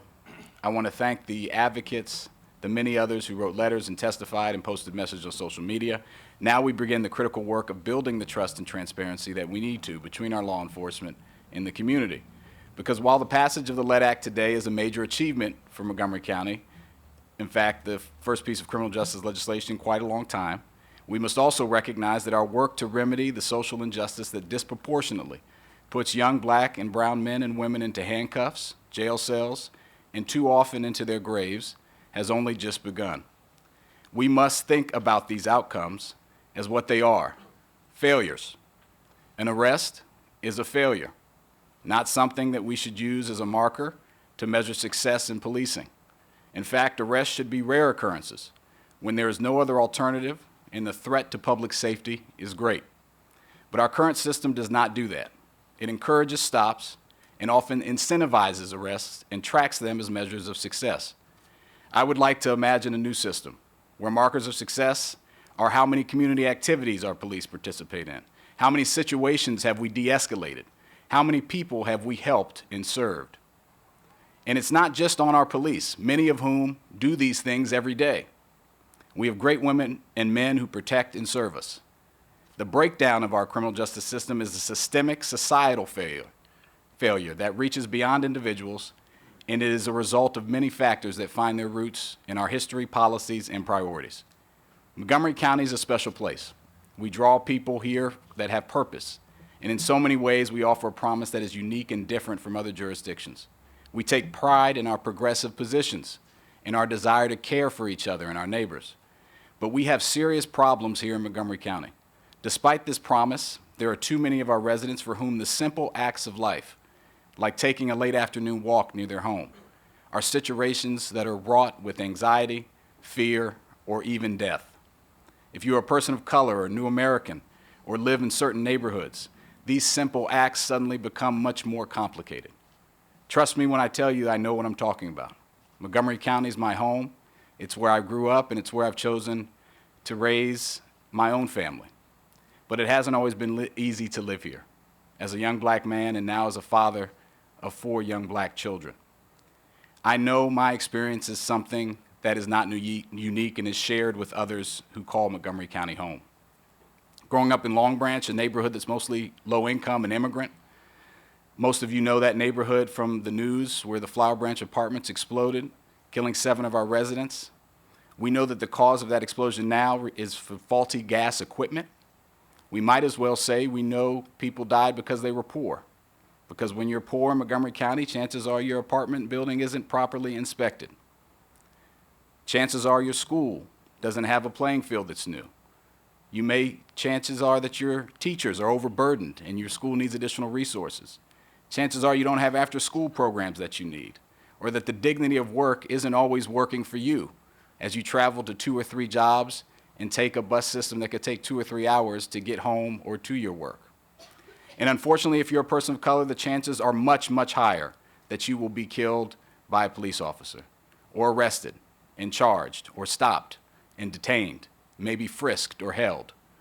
There's a difference between who we think we are and what the statistics say about who we are in Montgomery County. We need only look at the use of force report issued by our police a few weeks ago to see that black people, who make up 19% of the population, account for over 55% of those involved in use of force incidents. Latinos account for over 20% of those incidences. And if you look at our arrest data, you see similar disproportionate numbers, even though we know people commit crimes at relatively the same rate. Our disproportionate health outcomes for our communities of color. For minor offenses, we criminalize poverty. We target certain communities, and we've created a system here in the U.S. that punishes people in a different way. And all of it happens in Montgomery County. So while I hope everyone sees the LEAD Act as a great start, it only, for me, unlocks the door. We have to push through that door and walk through it. We have to begin our journey to a place where justice is administered fairly and equitably, and I'm excited to work with my colleagues to do this, to make things more fair for all, a goal I know they all share. So thank you for this support, and thank you for this support of this bill. Thank you, Councilmember Joando. Councilmember Reamer. Thank you.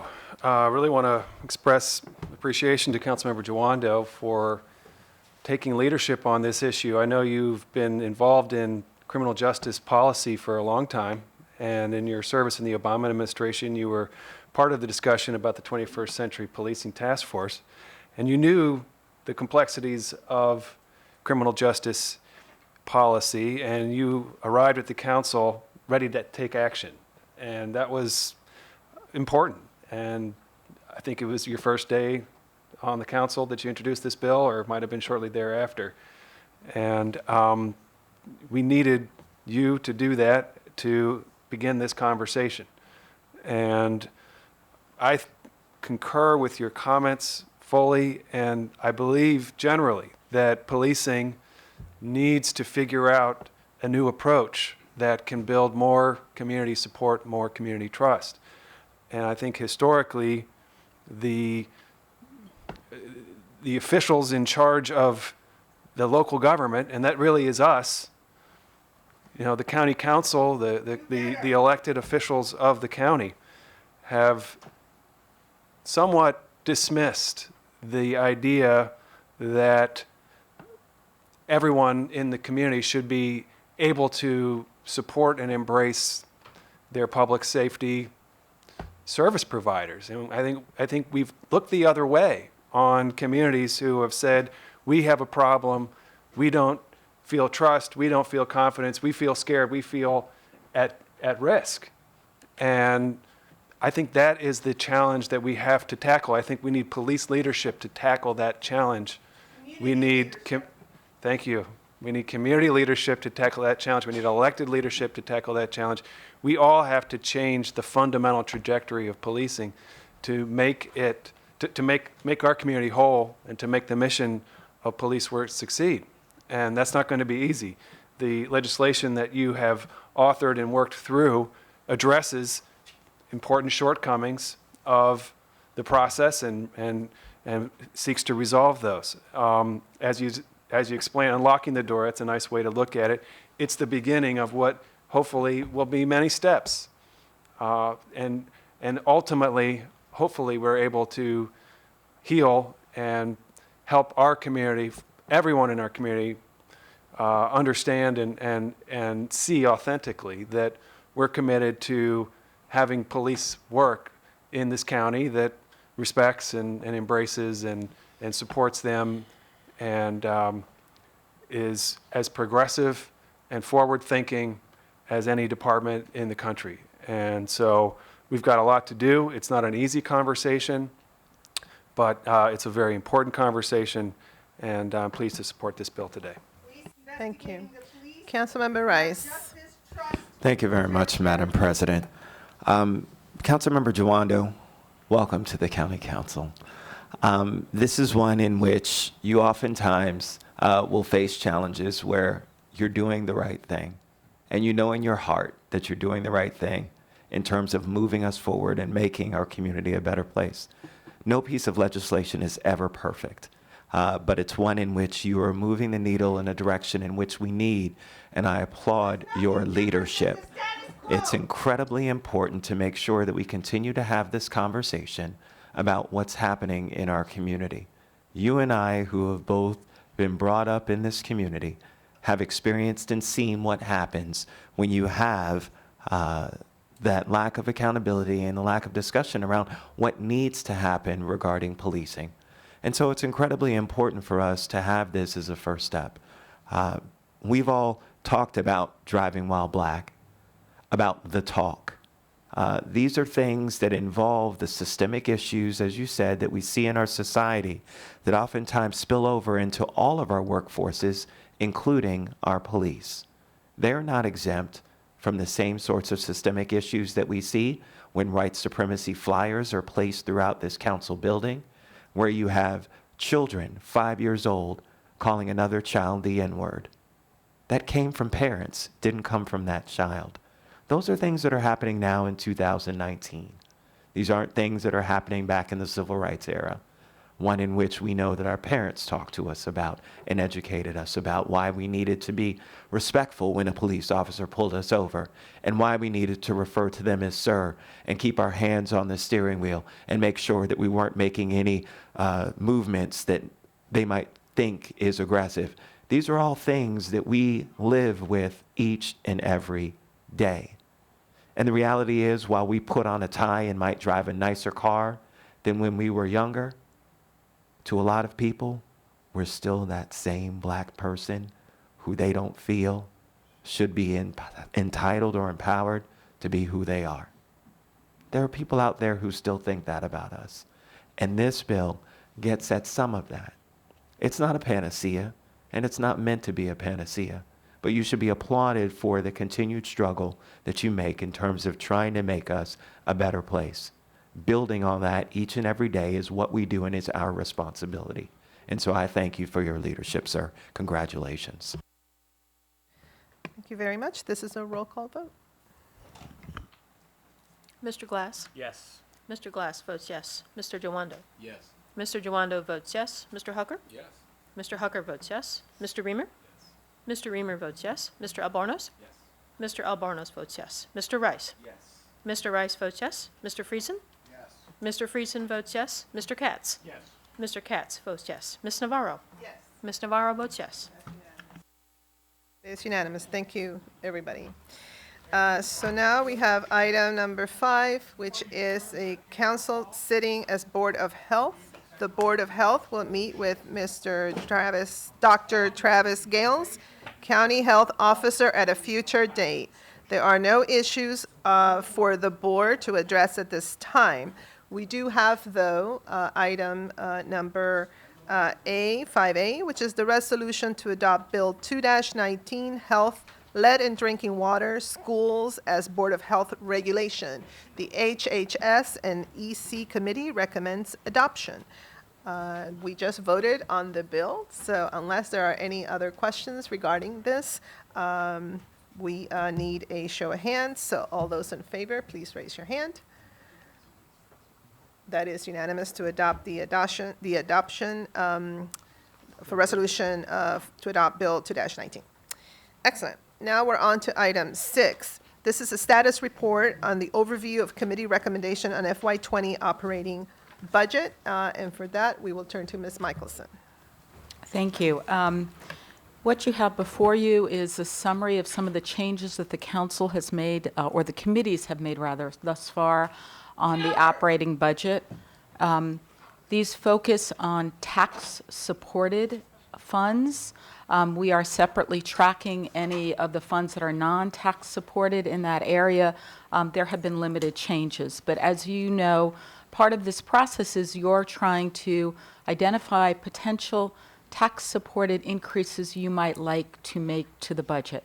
For the most part, the council has supported many of the county executive's recommendations, but there are many critical changes that are highlighted in the attached reconciliation report. And though these may be a small percentage of the total budget, for many, these are the most critical issues on the budget, and there are several items here that I know council members feel very strongly about. This list was put together on Friday when the committees completed their work. There are already some corrections and updates. You will probably have a new list by the end of the day today. In some cases, it was a minor discrepancy in a number. In other cases, we learned that the committee recommendation was not portrayed exactly as the committee had hoped here. So as an example of that, the Fed committee had wanted to group the park and planning Tier 1 and Tier 2 items in a single line. They're shown separately here. So we have been getting comments from staff on corrections. We will have a new list out to you. There are no major changes in that. And the process going forward is we will be tracking now what the council does, whether the council makes any changes to the committee recommendations, and continually updating you on that list. Some of the things that I did want to highlight on where we stand today, there are slightly over $35 million on the reconciliation list. Of that, we have $5.5 million in personnel, $25.8 million in operating costs, $3.2 million in capital outlay. Only a small revenue change, and that is related to one of the T&E committee's recommendations related to ride-on.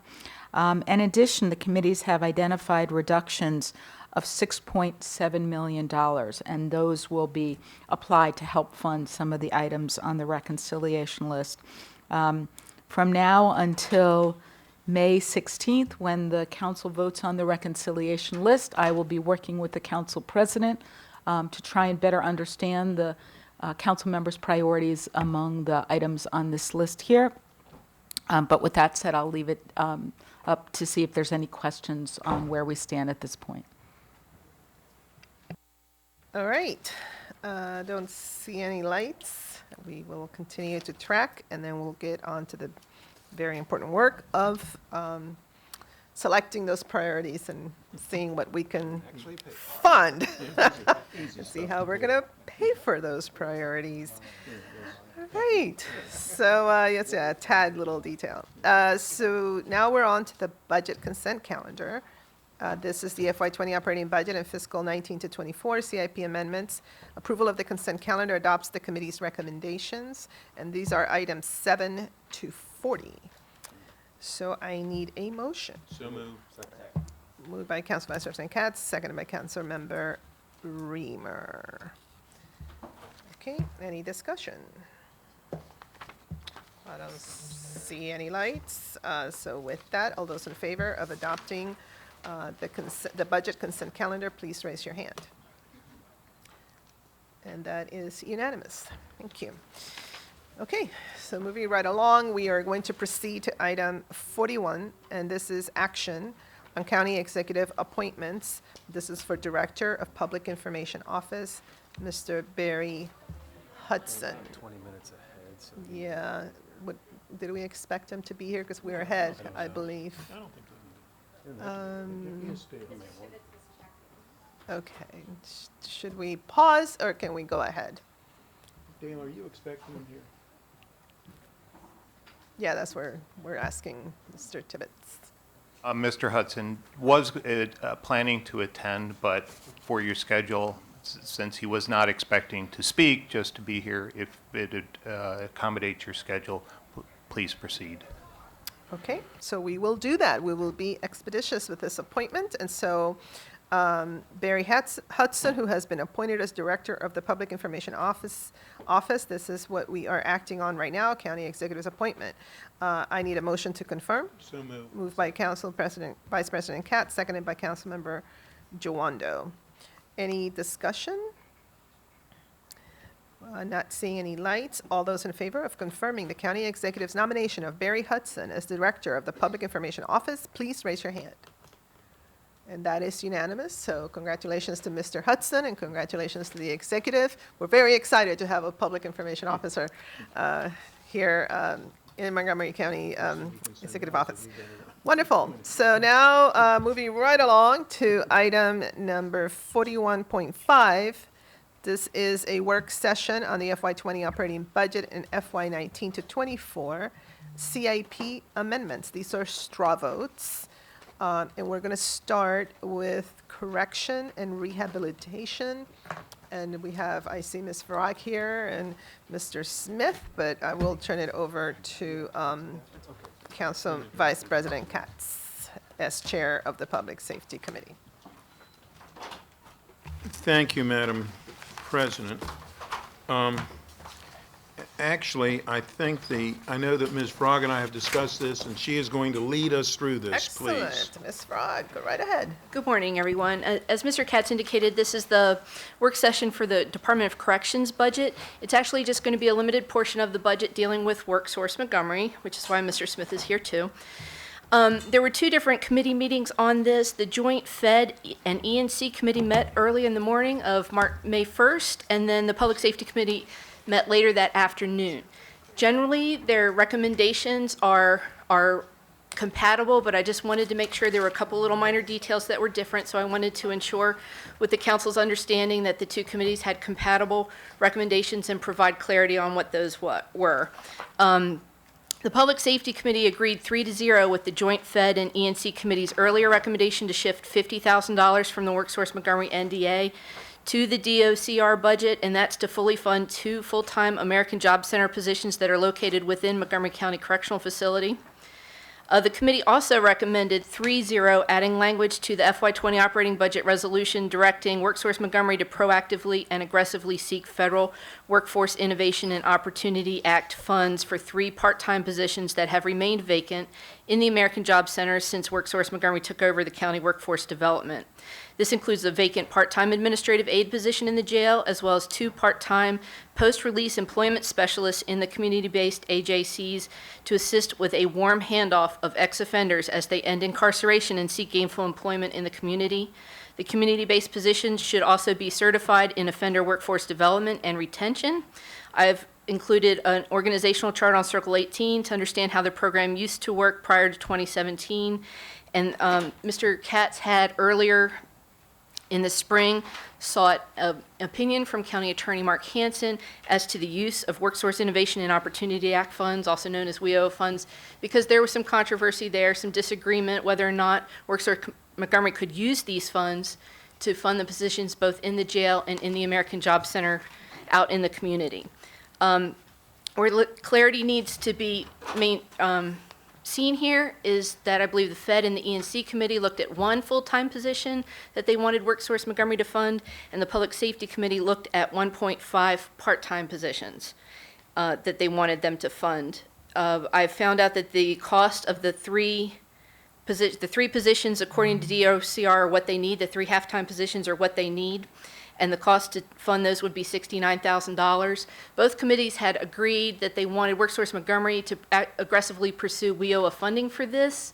That doesn't give much control over whether or not WorkSource Montgomery does this, so I did also want to offer an option to the council that they could place this $69,000 as well in the DOCR budget with a corresponding reduction of WorkSource Montgomery NDA funds to provide like an invoice-based system where DOCR would have more control over those funds. Okay, wonderful.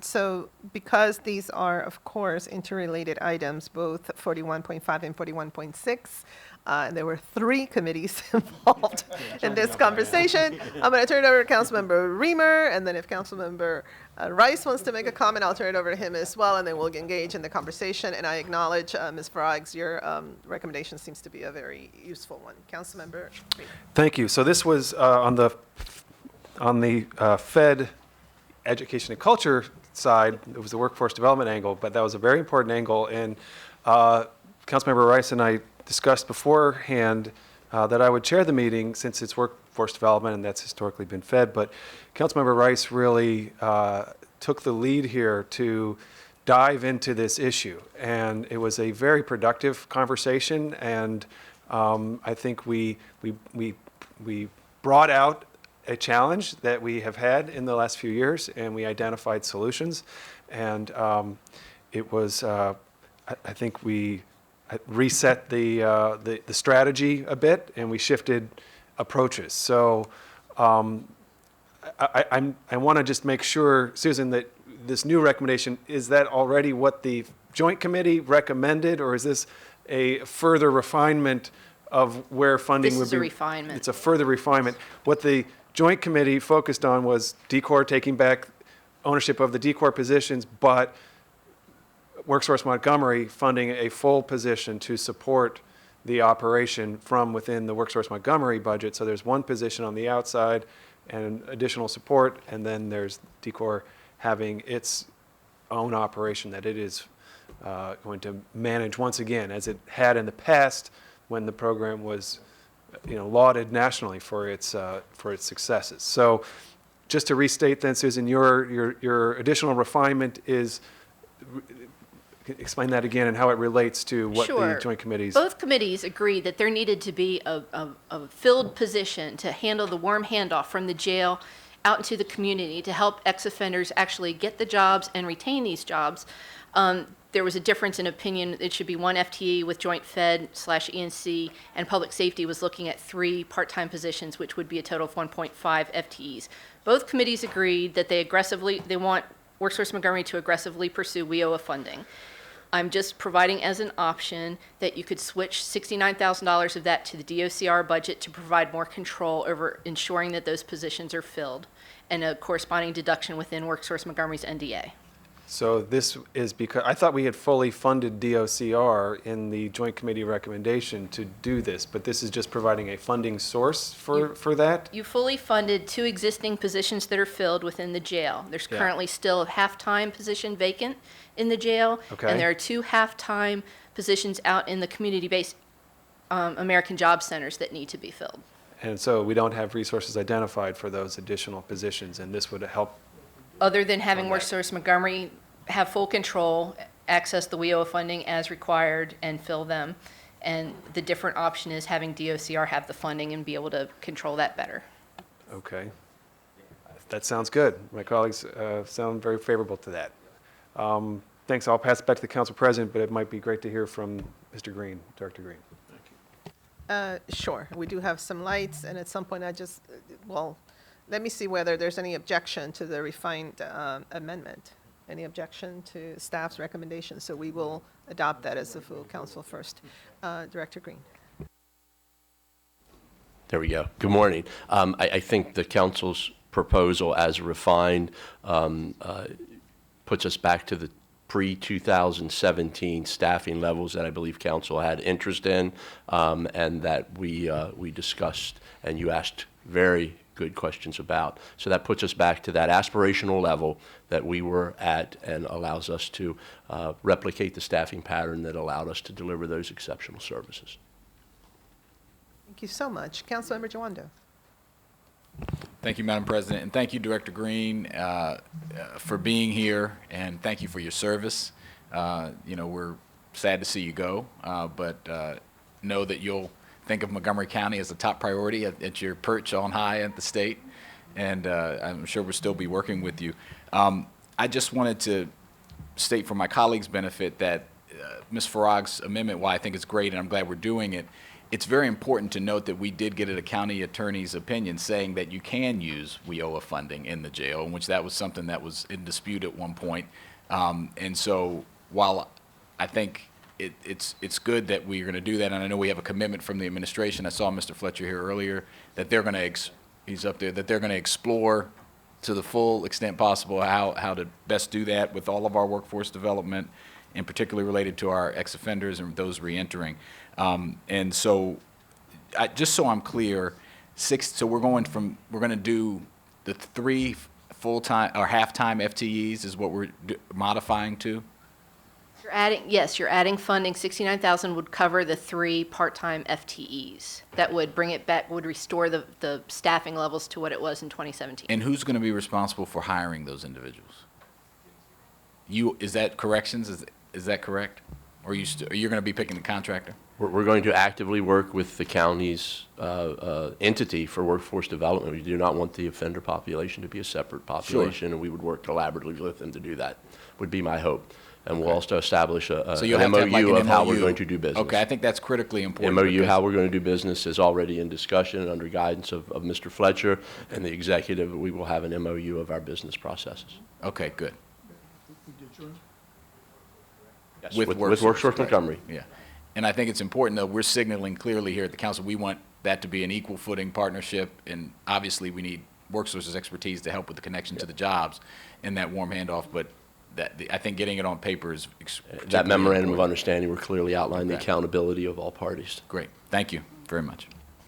Let me just take a moment here and do a parenthesis. I want to acknowledge Mr. Hudson, who is here. Mr. Hudson, we were so happy and so willing and to make this particular recommendation to appoint you for PIO that we did it earlier. So, so congratulations and help.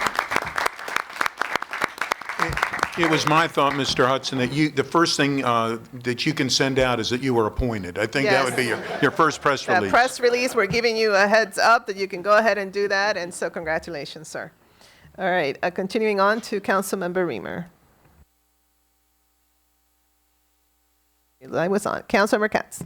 And thank you, Madam President. I just wanted to thank Ms. Frog and the Department of Rehabilitation's Director Green for all that you've done on this. We all knew, I think 3 different committees at various times came together and said, look, we know we have an issue that we're going to solve, and we did together.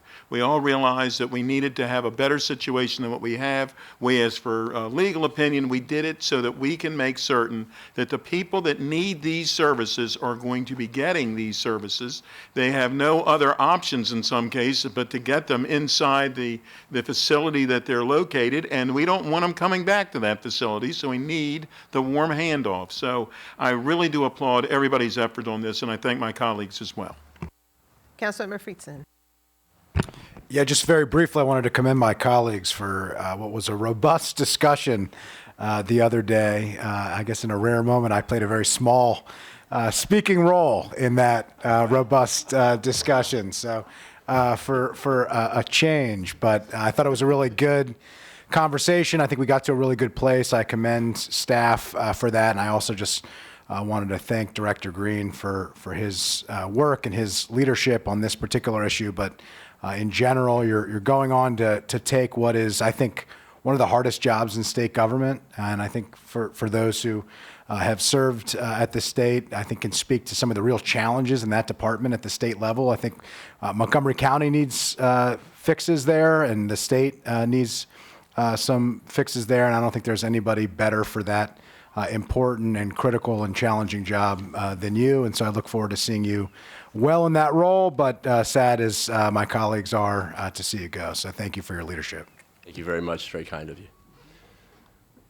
Councilmember Rice. Thank you very much, Madam President. And I'm just going to be parochial for a minute as the district council member who represents our Clarksburg facility. Let me just say how proud I am. And that typically across this nation doesn't happen. People are often trying to minimize the fact that they have a correctional facility inside their jurisdiction, inside their particular locality. And whenever I go places, I'm always proud to talk about the great work that happens. Because one of the realities is, and I've had a chance to see it firsthand, and I want to speak to the larger budget outside of just the specifics that we've talked about and the great work that goes on there. Your continued partnership to make sure that although we don't want to have mental health treatment inside our jails, the reality is that when sometimes we have to, we provide the proper and appropriate support for people who are suffering with mental illness, says something about you and your staff who continue each and every day to try and make this process better. You also try and make sure that people understand that the mistakes that they made, sometimes forced upon them, but sometimes of their own volition, are ones in which you can learn from. And as I sat there and have sat through roundtables that you've had with individuals that are there and talked to them about some of the challenges that they faced and how they've learned that they can do things differently, that's incredibly important because it has to start somewhere. And as Councilmember Joando was saying earlier today when he was talking about the LEDAC and talking about what we see in our society, we oftentimes try and prevent folks from getting to your facility to begin with. But in reality, there are a lot of folks who are already there who we have to serve as well. And so we have to make sure that the programs are there. We have to make sure that the mindset of the people is there, to not just treat them as individuals who have just committed crimes, but people who have the potential to turn their lives around. And as I was at drug court for their graduation, along with Councilmember Katz and along with you, Director Green, when you hear the stories about people who've committed crimes, who've been in your Clarksburg facility, and who've turned their lives around and are now productive members of our society, that is not something that, we should take lightly. That's the potential that's there by having a well-run correctional facility. And so I applaud you, but in reality, the reason why you're getting this next position is because of the great work that you and your staff have done. And I can't tell you how proud I am of their dedication. It's interesting because this discussion about WorkSource, and let me just be very clear, is not about a parochial kind of discussion as well. It's really about people wanting to do more and the best they can for those individuals to get them on the right footing. So everybody, WorkSource isn't bad, corrections isn't bad, the people aren't bad. We're all trying to just figure out the best way to serve that specialized community. And so I really just want to say to your employees who continue to do that work, that very hard work each and every day, thank you very much for that because it matters tremendously to us in the community.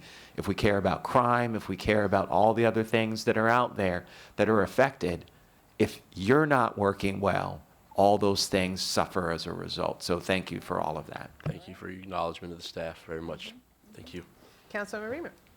Now I remember, thanks. I just wanted to say thank you, Dr. Green. We'll have a chance, I'm sure, in some type of reception to express our views, but you've been remarkable. You stepped into very big shoes. Art Wallenstein was a legend in the field, and yet you have risen to the challenge, and you've become the leader that this county really needed and has had for many years. You've stepped right into that role and filled it just so adeptly, and I know I've really learned so much from you, as I've said, and every conversation from you is just, I'm trying to soak up the incredible hard-earned knowledge that you have taking on one of the most difficult jobs in public service, and I appreciate what you do. Councilmember Albornoz. Thank you, Madam President. So, Director Green, you and I had the opportunity to serve together for 12 years in the previous administration, and I learned so much from you and Director Wallenstein. We forged very strong partnerships and alliances, and you were there and I was there as very difficult budget decisions were made, but I can tell everybody that's listening and to my colleagues on the dais, nobody advocated more forcefully for prevention-based programs than you. And so I want to thank you, sir, for your dedication and commitment. We have very big shoes to fill, but I'm confident that the foundation that has been established in your remarkable department will be carried forward, and we look forward to partnering with whomever comes after you. But I want to acknowledge your tremendous leadership and partnership and look forward to seeing great things at the state level as well. Thank you, Rob. Thank you. Vice President Katz. Thank you very much. And I, too, want to congratulate Director Green again. I guess your last day with Montgomery County is Sunday? Sunday. Yes, sir. And obviously you're going to be missed, but the lady sitting next to you, Yes. We're going to talk Angela about her. Talley, I believe that as much as we hate to see you go, that if you have to go, that we're very, very pleased to see Angela stepping into that role. We know that you talk about a warm handoff. We know that that's exactly what this is going to be. We know that the people that you need to be serving will be served, and we thank you for all of that. And candidly, I'm going to ask for a round of applause for both of you.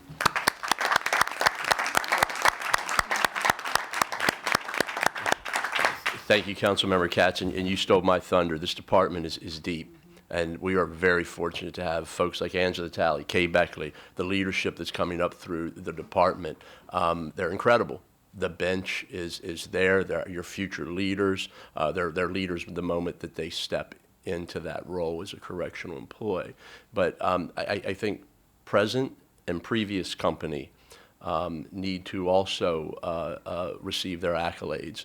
The reason why Montgomery County accomplishes so much is because of those robust conversations, that ability to talk and see all sides of an issue. In 18 years, this council, our county executives, present and previous, have taught me that what Montgomery County does is we can have robust conversations, we can disagree, but at the end of the day, we come up with a solution that everyone backs, and it's for the greater good of the people that we serve. That's a hallmark of this county. That's not something that happens everywhere. And if my learning curve was anything, it was watching this group work, watching the executive side of the house work, to always keep the focus on the people that we serve. And that is really extraordinary. Nothing happens without that level of leadership, and we have appreciated it very much in the Department of Corrections, your support, your understanding, coming to see it, getting behind it and knowing what can be done and how it can be done. We are successful because our government and our leadership recognizes the importance of it, and we too appreciate everything that you have done for us and, quite frankly, what you've taught me as I move forward. Thank you so much. Well, so much has been said. I think that it is a testament of your leadership that you do have a very deep bench, and we look forward to working with you, Ms. Daly, as we move ahead without Director Green and boy, Mr. Art Wallenstein. I mean, what an amazing legend here in Montgomery County. I think your remarks, made me reflect on a very interesting aspect of the times that we are living through right now, and it really has to do with the fact that Montgomery County, no doubt, is not perfect, but it is very true that we choose to wrestle with difficult situations. But I also am a firm believer that a lot of the things that are happening on the national level, that folks here also tend to feel very anxious, and I know I feel it myself, and sometimes you almost want to project what's happening on the national level here. The good news is that, we, although not perfect, really do every day see continuous improvement. Yes. And I can say, as an immigrant who has had the privilege of getting to this seat as the mother of 2 Afro-Latina young women, as the wife of a black man in this, county, the reality is that Montgomery County does always think through how we can perfect our quality of life. And we should all feel proud of that effort, and we should all also heed the suggestions and recommendations from our constituents in terms of where we need to work to modify, to enhance, to strengthen. But the truth of the matter is that, I have been around this country, I have been outside this country, and I gotta tell you, because of leadership such as yours and everybody, I think, sitting here, as you said and before, this is the only place where I would want to live, and that's why I chose to raise my children here as well. So it's a testament to this kind of work, which is not easy, and again, especially these days. But we'll miss you, and we look forward to working with you. So with that, I believe that we are on to 41.5, and these are straw votes. So we already had a recommendation as amended, and we had an amendment. So all those in favor, please raise your hand. And that is unanimous. Thank you so much.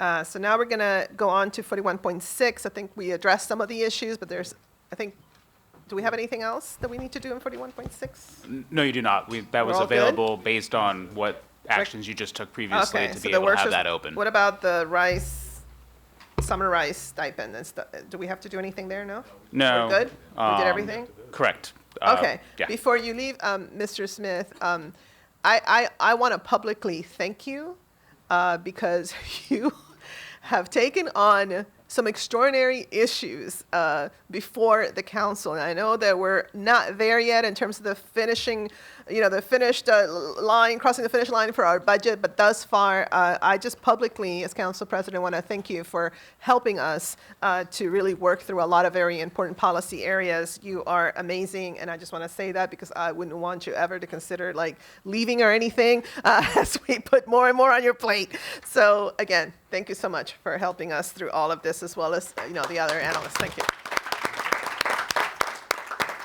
All right. So with that, I think that we are adjourned for recess and we're going to come back at 1:30. Do we need to vote for 41.6? Did we? Okay, we need to vote for 41.6, even though we don't have anything, right? Is that what we were doing? I thought Correct. that's what I had asked. What will happen is, based on the council's previous action, Workforce Montgomery will have a deduction of $119,000 from the executive's recommendation, which will be shifted to DOCR for the purposes of what we just spoke about. Right. And then the budget language will also include that the programs discussed by the ENC and Fed committees will be ensured that Workforce will make sure those are funded, and then they'll do the rest of their work. So. Awesome. So do we need to vote on the NDA for Workforce Montgomery 41.6? Okay, all those in favor, please raise your hand. It's unanimous. Thank you so much. All right, well, again, thank you, Mr. Smith. All right, we'll be back at 1:30.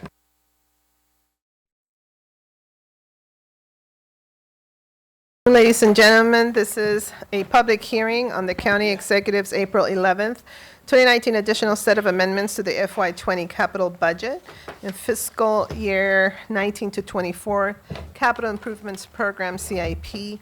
The amendments are available from the council office or the council website in the staff report. For everyone scheduled to testify, please bring copies of the written testimony of the clerk for the clerk at this time. But there are no speakers for this hearing. This is item 42. So the public hearing is closed. For item 43, this is a public hearing on a supplemental appropriation to the county's government's FY19 capital budget and amendment to the FY19 to 24 CIP program for the Department of Transportation in the amount of $3,885,000 for resurfacing residential rural roads. Action is tentatively scheduled for May 16th, 2019. That was item 43. There are no speakers for this hearing, so this public hearing is closed. Item 44, it's a public hearing on a supplemental appropriation to the county government's FY19 operating budget for the Department of Transportation in the amount of $11,584,423, and for the Department of General Services in the amount of $3,641,663 for snow removal and wind and rainstorm cleanup. Action is scheduled immediately following this hearing. There are no speakers for this hearing. The source is general fund undesignated reserves, and the T&E committee recommends approval. Since there are no speakers, this public hearing is closed. So we do have a committee recommendation to approve this item 44. All those in favor, please raise your hand. And that is unanimous among those present. Item 45 is a public hearing on a special appropriation to the FY19 operating budget for Montgomery County Public Schools in the amount of $369,520 for the Safety Survey Grant. Action is scheduled immediately following this hearing. The source is state grants, and there are no speakers for this particular hearing. Not sure if there's a committee recommendation for this. There is. Okay, it's been moved by Council Member Rice and seconded by Council Vice President Katz. I don't see any lights, so all those in favor, please raise your hand. Evan, are you in favor? That is unanimous among those present. Okay, item 46 It's a public hearing on supplemental appropriation to the county government's FY19 operating budget for the Department of Health and Human Services in the amount of $291,473 for the Kresge Foundation Opportunity Ecosystem Grant. Action is scheduled immediately following this hearing. And we do have a committee recommendation. HHS committee has recommended approval. There are no speakers for this hearing, so this hearing is closed. Any comments? I saw a light that then went off. Councilmember Albornoz. I just want to commend our county's Department of Health and Human Services and all of the stakeholders and partner organizations that work so diligently to secure this grant. I think this represents very strong collaboration and partnership, and it was a pretty easy vote in our committee. Excellent. We like those kinds of votes for funds that come from grants. So with that, there's committee recommendation. All those in favor, please raise your hand. That is unanimous among those present. Excellent. So now we're going to move on to our continuation of work session for the FY20 operating budget and FY19 to 24 CIP amendments. And we're on to item 47, and that will be transportation and related NDAs. So with that, this is a T&E committee, so Councilmember Glass. I stepped aside, but would like to add my support to item 44, snow removal.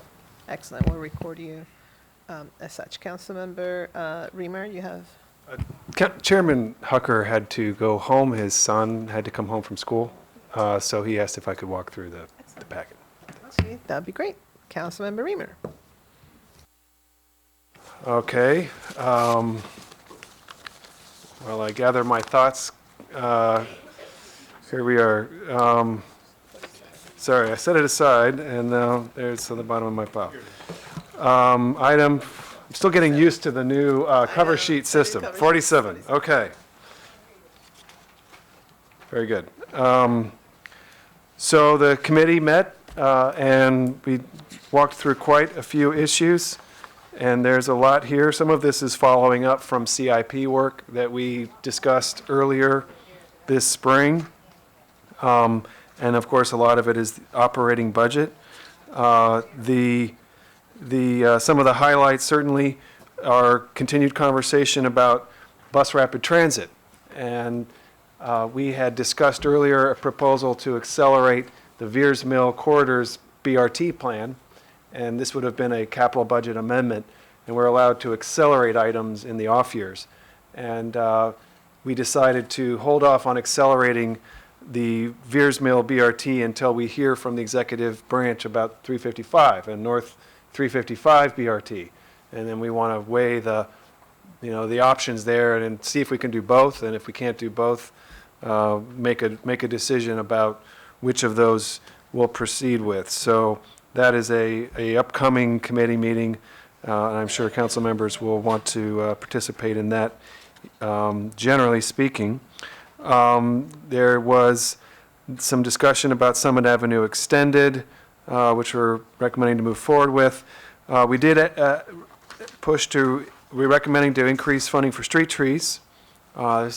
Street trees are so appreciated by everyone who lives in this county, and in order to address affordability, the executive branch had made some recommendations to reduce funding in the street tree program, and we wanted to restore that funding, as well as separately we added funding for street tree planting and stump removal.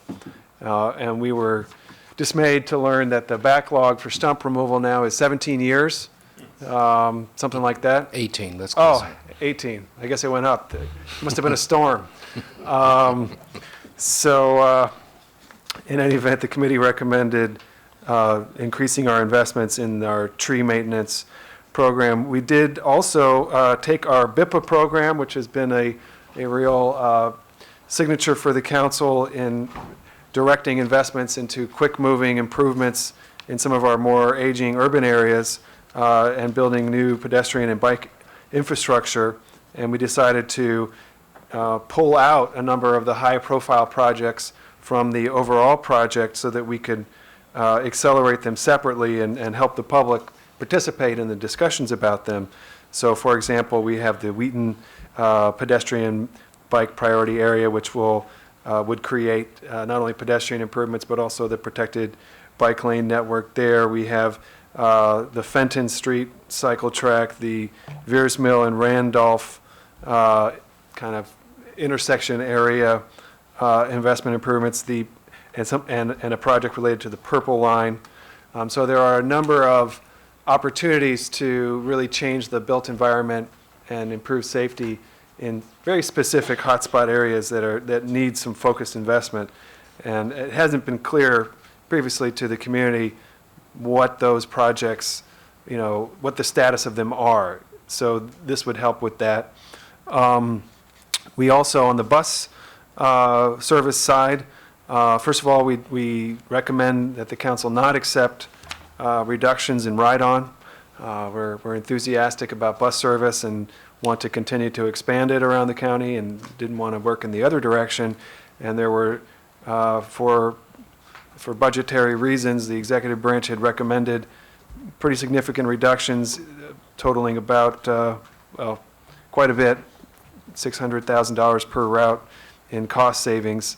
But that would have a big service impact, so we recommended not accepting those reductions. And we also advocated to add more diesel buses, more electric buses, rather than replacing buses with diesel, replacing with electric.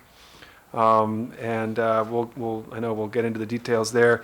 And then lastly, or not lastly, but we recommended a increase to the fair share program. That is a benefit that employers can claim to support their employees using transit. And it is a piece of a bigger agenda about helping reduce the number of people using single occupancy vehicles, but rather using carpooling and transit and biking and walking.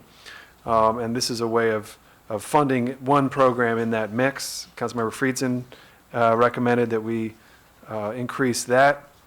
And then finally, the Kids Ride Free. Councilmember Glass had advocated to expand Kids Ride Free, and we decided to put on the reconciliation list going all the way to all service hours for free. And I know he'll speak to that in turn. And this is the very first committee meeting I think we had this year was with student advocates, and they came in and they talked about bus service. And of course, we heard earlier today from Brian Kramer, and he spoke so eloquently about how what a difference it can make in the lives of a student to have bus service. And so we advocated to try to fund all service. I hope that we can do that.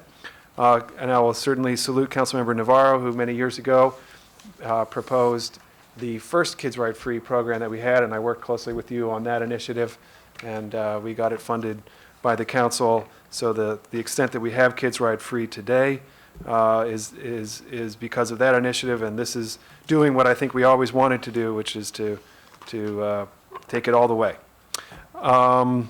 And then lastly, we looked at the storm and snow removal budget, and we suggested that that increasing the set-aside for storm and snow removal is important, but that the overall fiscal picture of the county is really what's most important. And so this was one where I think we might have a little flexibility. And so we put on the reconciliation list that additional money. So the reconciliation list includes $5 million for additional reserves for snow.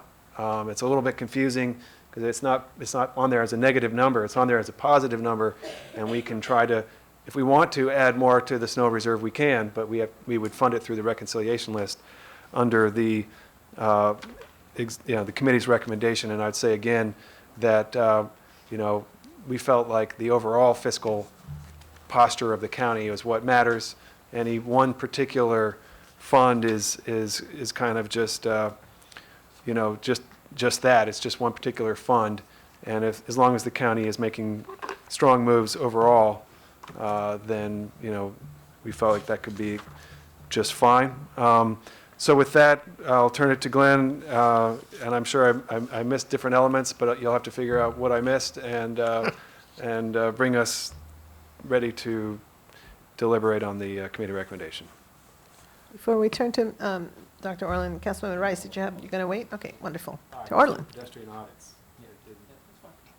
So I did mention the pedestrian audits that Councilmember Rice had advocated for, and we did place on the reconciliation list really an important function to do more study and engage communities in pedestrian safety awareness and auditing the infrastructure that we have so that we know what changes are necessary. And so he had recommended that, and we did agree to put that on. Apologize if I missed anything else. Thank you, Councilmember Reamer. I won't go through all that again, I don't think, because I think you actually did hit just about all the summary points, and rather than just go into detail about some of this that's in the packet, there's just one correction. Mr. Rumor, you mentioned the street tree preservation program. The executive had recommended cutting $200,000 in FY20, about 9% from the project. The committee did agree with that, but it did add back the money that the executive recommended cutting in FY23 and 24, and also added back a similar number, $100,000 each, in 21 and 22 to make up for the $200,000 cut in FY20. So the 6-year total is still $18 million, rather than being reduced below that. It's just that it's pushed a little bit further back in time. And I believe you covered all the other points. Did you mention the $70,000 for the raised pavement markings? This is an item that's been in and out of the budget over the years. These are the reflectorized elements that are in the basically the lane lines between lanes, and particularly rural roads. They're particularly important in terms of reducing accidents at night, and particularly at wet nights. It reduces accidents by 25%. And so it's a part of the Vision Zero program to do that. I think you mentioned the slurry seal resurfacing. You did not. Okay, I missed part of the presentation. The executive had recommended not increasing the operating budget for resurfacing. Most of the resurfacing money is in the CIP, but the preventive maintenance type of resurfacing, where you put an emulsion on a road to keep the water from settling into the road and causing a problem, he didn't add any money to the budget over FY19. The problem is the prices have gone up considerably, and so the committee is recommending adding in 2 tranches, a total of $480,000 there. Also $175,000 for tree planting that had been reduced. I think you mentioned pretty much everything else, so unless there's a question. New sheet makes it pretty easy to know what to mention, so whoever did that, thank you. All right, we do have some lights. Councilmember Rice. Well, thank you very much, Madam President, and thank you, Mr. Reamer, for highlighting some of these things that are incredibly important. I just want to bring to the council's attention, and so we know that we're going to have a very competitive reconciliation list, that it was about 4 or 5 years ago that we first heard from our children in the community via our teen town hall about the importance of the Ride On Free program and really wanting to expand that. And so I really want to thank Councilmember Glass for continuing to advocate for something that is incredibly important for us, especially as we talk about trying to level the playing field when it comes to access for folks. And I know that that's something that Councilmember Glass in his nonprofit sector worked hand in hand with, and seeing the impacts that it would have on those young people. So really want to thank you for your advocacy. That is incredibly important. And let me just say that the young people throughout the county, whether they have lots of ride-on service or even sparse ride-on service, will still utilize this program. And so I really want to thank DOT for working in conjunction with us and understanding how important this is to us. Understanding there's a financial component to this, but at the end of the day, this is the right thing for us to do when it comes to making sure that our younger generation is also exposed to and using mass transit. Incredibly important. And then, of course, when it comes to the pedestrian safety issues, you know, it's one in which we're not always going to have the right solution via some of our pedestrian mechanisms. roads are still roads, and they're still going to carry cars that are traveling at a rate of speed. And even if we slow those down, the reality is if a person's not paying attention and going a little bit faster than the speed limit, a person decides they want to try and beat the car, whatever the case may be, it's still a recipe for disaster. And in those types of situations, we need to make sure that we're also able to decide where those dangerous intersections are and ones in which we can do other kinds of things. And I'll just let my colleagues know that I've been in talks with our superintendent about our policy regarding busing to make sure that we're readdressing that for a number of our schools, including our new to open renovated Seneca Valley High School. And so we're well advanced in terms of conversations about additional busing in those particular situations, but also looking across the county at what our policies are. But I think that these pedestrian safety audits are going to be incredibly important because they're going to give us that type of information that we can utilize to better understand where we can do some of these pedestrian infrastructure changes and where in other cases those aren't going to give us our best bang for our buck, and we, in the interest of safety, need to make other types of decisions. So I just really wanted to highlight those, but thank the committee for their overall work. It's great to see. Thank you. And in the spirit of clarifying even further, I appreciate Councilmember Reamer's shout out, but I did not create Kids Ride Free. Nonetheless, in 2011, most certainly during the recession, it was basically wiped out. And this was my priority back then, and working with council, we did basically revive it. So technically speaking, it was like the second It was a iteration. resurrection. It was a resurrection of Kids Ride Free. Very excited to be able to do even more this time around. Just wanted to remind ourselves of that because that was a pretty amazing time with a lot of challenges. So it was very important. Councilmember Feetson. Thank you for that clarification, Council President. And I just wanted to thank my colleagues on the committee who allowed me to join several work sessions and for reading all the memos that I sent. We were busy on this because transportation is such an important aspect of the county. And frankly, there were a lot of cuts that we had to weigh and figure out how we were going to work through. I just wanted to highlight a few that were mentioned and just express their importance. The Summit Avenue and extension, this is a critical project for Kensington. There have been some concerns about the 3-year delay and what impact that would have on the town that is basing their planning decisions off of our moving forward on this project. And I think it's critical that we move forward with that, and I appreciate the committee's agreement with that decision. I think it's also important to note that the early planning of this project demonstrates a project that actually improves pedestrian and bicycle access in addition to roads. It is a shared street and is exactly the type of transportation solutions that I think we ought to be doing to resolve congestion issues. And this is one of the most congested areas that we have, and doing it in a way that that provides access to all road users. And so I hope that we can continue moving forward with that. And I think it's also important to note that some cuts actually cost money, and this is one where we would miss out on a potential $14 million in cost savings if we delay it, as Dr. Orland noted in his staff packet. So I think this is one that is particularly important. And then similarly in District 1, the Bradley Boulevard Wilson Lane project, which is critical. It has been long delayed. This would be another in a series of delays, and this is another area that has a significant impact on all road users, and very glad to see that the committee moved forward with that. And then the last one that I just wanted to make sure that I highlight, and I think there were a number of projects that I strongly support, but the Fair Share program, as noted by Councilmember Reamer, this is exactly the type of thing that we should be doubling down on. This is a program that provides our employers an incentive to promote the use of transit among their workforce.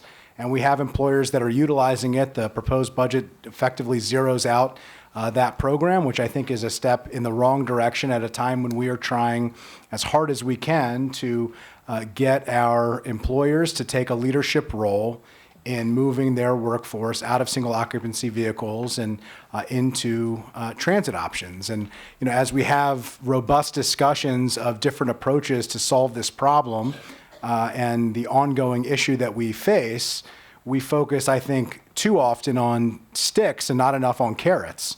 And this is a perfect example of a carrot where if we make transit access better, if we make it easier, if we make it cheaper and more competitive, then people will utilize it because most people do want to take advantage of transit options. So I think that the proposal to cut this program was a step in the wrong direction to our business community that we're asking to take a leadership role in this, and to our efforts as a county and as a council to promote transit options. And I really appreciate the fact that the committee moved forward with adding $500,000 to the reconciliation list, and I look forward to supporting it and hope to have the broad support of my colleagues.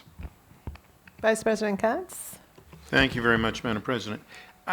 Glenn, can you explain to me, and I guess it's under Kids Ride Free and the Fair Share program as well. We have on here how much it actually costs, and then we have that it's a lost revenue. For instance, in Kids Ride Free, it was $712,711. Almost $283,000 were expenses, and then $430 in lost revenues. That was on the reconciliation list. You know what I'm referring to? Sure. What I don't understand is if it's actual money that we're taking that we have to reimburse WMATA. I understand how that's money that we're spending. But if it's money that, if the bus is running anyhow, then how, and it doesn't, whether there's 50 people on the bus or 51 people on the bus, it's not costing us anything more to have that 51st person on the bus. So I don't understand how we figured out the lost revenue.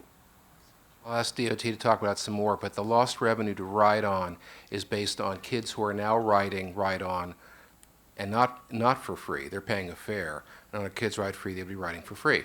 Now, additional kids who will be riding who aren't riding now, you're absolutely right. It would just add more riders. It wouldn't add any more. There's no revenue loss on those. One of the things that's not been included in here, and the hope is that it won't have this effect. Well, I guess the hope is not to have this effect, because I know this is an issue with Seniors Ride Free a few years ago.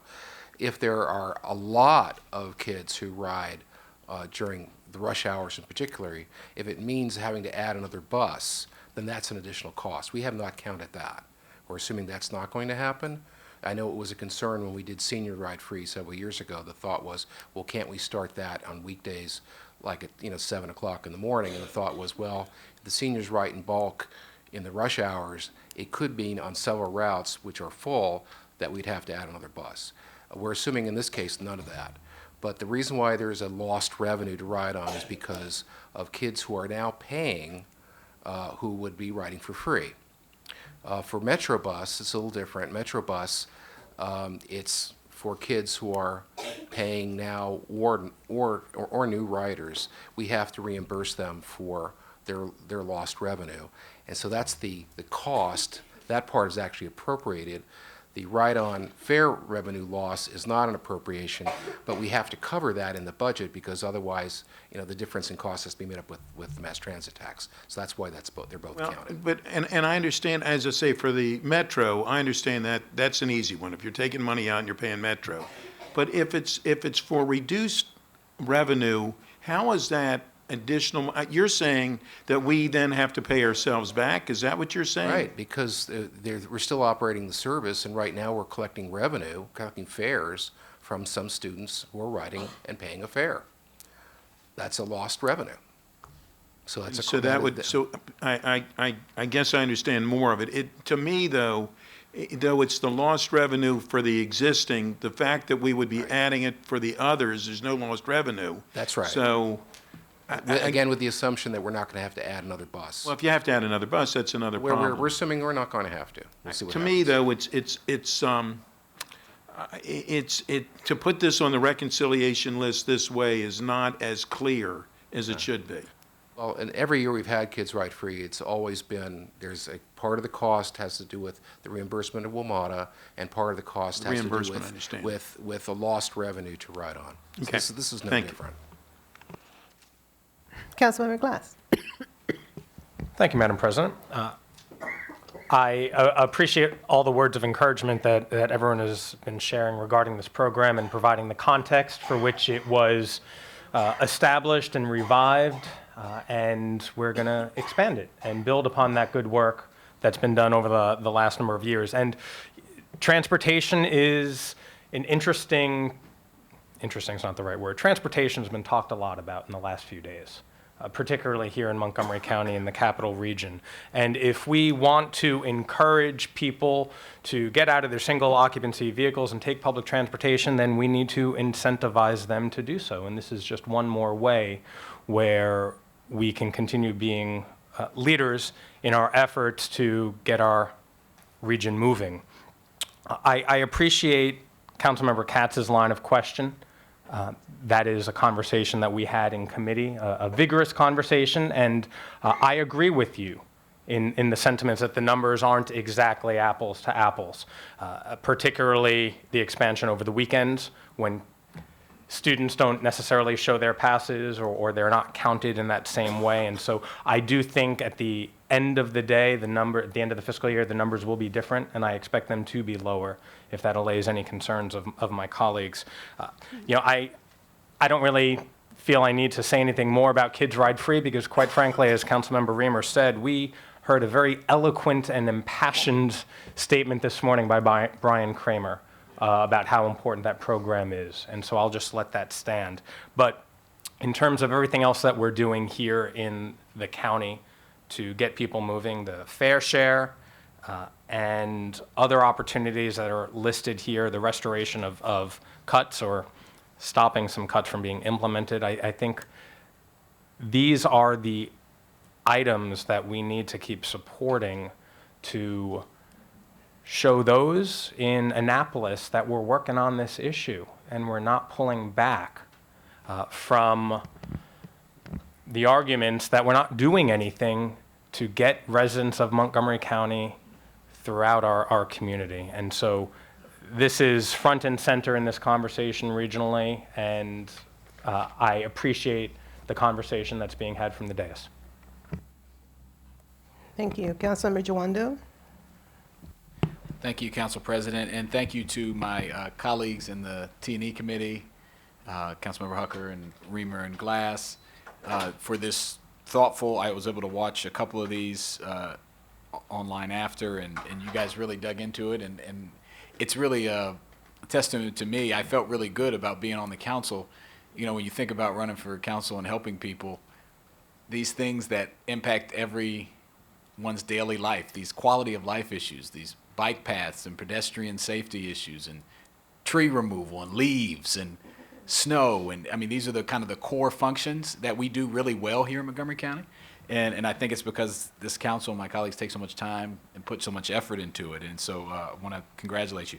I did want to add my plug for both the Kids Ride Free and the Fair Share program, but and also draw a connection with Kids Ride Free. When I ran the Summer Rise program a few years ago, one of the things we had to do was ask for extra money, and we worked with the Department of Recreation, my now colleague, Councilmember Albornoz, to provide funding over to DOT so that we could get summer fair cards for the kids so they could get to their internships. And I think this just shows how all these things are so very connected. And I'll be supporting this near the top of the reconciliation list because we have to allow our students and our children and our kids to get around to do, not only to get home, but to get to great work opportunities and to get to internships and to do so safely. So, and it doesn't make much sense to support my proposal to keep the rec centers open in the evening if they can't get on the bus after they leave after great programming. So these are all very interconnected, particularly to our kids. And so I think it's a great expansion, and I thank my colleagues for their previous work, and I'll be looking to support that. And then agree with the ride share. We should be modeling what we want community behavior to be in government, and I think supporting those types of programs is where we need to go. So thank you to my colleagues and congratulations. Yes. Councilmember Reamer. Thank you. So now just speaking more for myself than for the committee, I wanted to, first of all, just express my frustration about the recommendation for cuts to bus service. I understand why the department did what it had to do because it was given a mark and it had to meet the mark. But I really wish that that recommendation had been rejected and that bus service had been protected. We've been talking about bus rapid transit, a multi-billion-dollar county-wide system for years and years and years and years. And I don't know how you square that kind of rhetoric with the reality of cutting bus service that people are using right now, today, to get to work, to get to school, to live their lives. And bus service itself should be a higher priority. And this really gets to a core issue for me, which is, like, you don't have to change the bus and make it something that it isn't today in order for it to be great. Like, the bus is great, right? And calling something bus rapid transit and saying it's going to be a Cadillac on rubber tires, doesn't change what it really is, which is it's bus service. And we should be committed to bus service. And there's a lot of conversation now about transforming bus service. And first of all, I think it's important that it just says, this is the bus, get with it. Like, what people care about is that it's reliable, that it is frequent. And if bus service is reliable and frequent, then people will take the bus. You don't have to call it something else. And the conversation now about transforming bus service is starting to get some traction. I think it's starting to change the conversation and make people just feel a little bit more that the existing asset that we have is the one that we need to invest in and strengthen and expand. And we're going towards a goal one day of, a different kind of bus service, but we're going to get there step by step, and growing bus service now is part of that. So I just want to reiterate to my colleagues, like, supporting the bus system itself is really, really important. Secondly, I want to thank Councilmember Glass for his advocacy on Kids Ride Free. 2011, I worked closely with Councilmember Navarro. I was a member of the T&E committee when we, breathed life back into the Kids Ride Free program. But we haven't been able to make a lot of headway since then, and every year we've come up short. But I'm feeling pretty confident this year with this new council that we'll be able to do more, and I think, Evan, your advocacy here has made a huge difference. So I hope we get it. I hope I feel nostalgic whenever I think about the bus. I remember when I was a kid, it was a mile to school. It was uphill both ways. And, no, You didn't have shoes on. I didn't have shoes. But it didn't snow in California, right, did it it? was California. There was no snow. I got caught. But it was a mile to school every way. And for whatever reasons, my parents didn't want me to take the bus. I think mostly they thought, you got 2 legs, boy, you better walk. We need that quarter. So the bus to me was like a limousine driving by that I wanted to get in, every day. And I've always had that mentality about it. It's like, to me, the bus is cool. In any event, I love the idea. When I was a junior high student, the bus took me to my life across town. Like, I got on the bus in the sort of smaller village area, where the neighborhood area, and I took it down to Berkeley, and I spent a lot of time hanging out, near the campus in Berkeley, and it was only the bus that let me do that. Let's just leave that one there. A lot of free speech. I was doing a lot of free speech in Berkeley. And so, the bus can make a huge difference in people's lives, in kids' lives. And by having free bus service will, I think, improve the equity there and hopefully create a whole generation of bus riders. And that's what I think is really exciting about this is I'm passionate about the bus today because I got to ride it when I was a kid. And I hope that in 15 years, we've got a whole new generation of adults who are excited about bus service because suddenly they started to think differently about it as a kid. A brief note on the electric buses. I did recommend, and my colleagues supported, adding electric buses. Separately, at T&E's, when we get to the Department of Environmental Protection, we're going to talk about funding for a evaluative tool about climate protection action and what is the best use of funding and how to figure out what is the best use of funding. And I just want to say very clearly, like, I think electrobuses are important and we should get as many of these as possible, but I think we also need to just do some more research and help understand what the first set of steps should be. And so that funding is also really, really important as part of our climate agenda. And lastly, I want to thank the council for continued support around the BIPAs. These projects are transforming a lot of our older urban areas and bringing the same kind of contemporary infrastructure that you see in urban areas all across the country. And I think when we think about how you, for example, fill up a building like the Discovery Building, you know, you got breweries in Silver Spring bringing a lot of culture. You've got a restaurant scene. You've got a lot of people buzzing around. You've got bike infrastructure that is as contemporary and urban as you'll find anywhere. And it's all part of a package. It's all part of a package. And for us, continuing to make progress in places like Silver Spring, Wheaton, Purple Line areas, and then finally addressing safety in places that have become very dense, very populated, like the Veers Mill, Randolph Crossing. We really need to move urgently there. Thank you very much. Councilwoman Rice. Well, thank you very much. I just had one quick note as I see that street tree planting is on our reconciliation list. It's incredibly important, and I know as we dealt with ash borer and a lot of the issues there, we've lost a lot of our street trees. But let me just say that we also need to be very cognizant and careful. I'm dealing with an issue right now with one of our fire stations in Germantown, Kingsview, that actually has street trees that were planted directly in front of the entrance that they go out of and has created a vision problem for them coming out. So we've got to be very careful about where it is that we're doing these. Street trees are great, but in the right places. So just want us to always caution in terms of, but they're important for us and certainly look beautiful. Only problem is that they're not necessarily the best thing for public safety all the time. So we've got to achieve that balance. All right, well, I want to thank the T&E committee, particularly, of course, the chair, Councilmember Hucker, who cannot be here because his son is sick, so he had to leave council session in order to take care of that very important responsibility. Kudos for the fact that as a guy, he's out there taking care of something that usually us ladies have to like rush and do, so kudos to him, but kudos to all the work in the T&E committee as well. And I also want to thank Director Al Rushdie for all the work that he does leading this department, and I'm sure we'll continue to do under this new administration as well.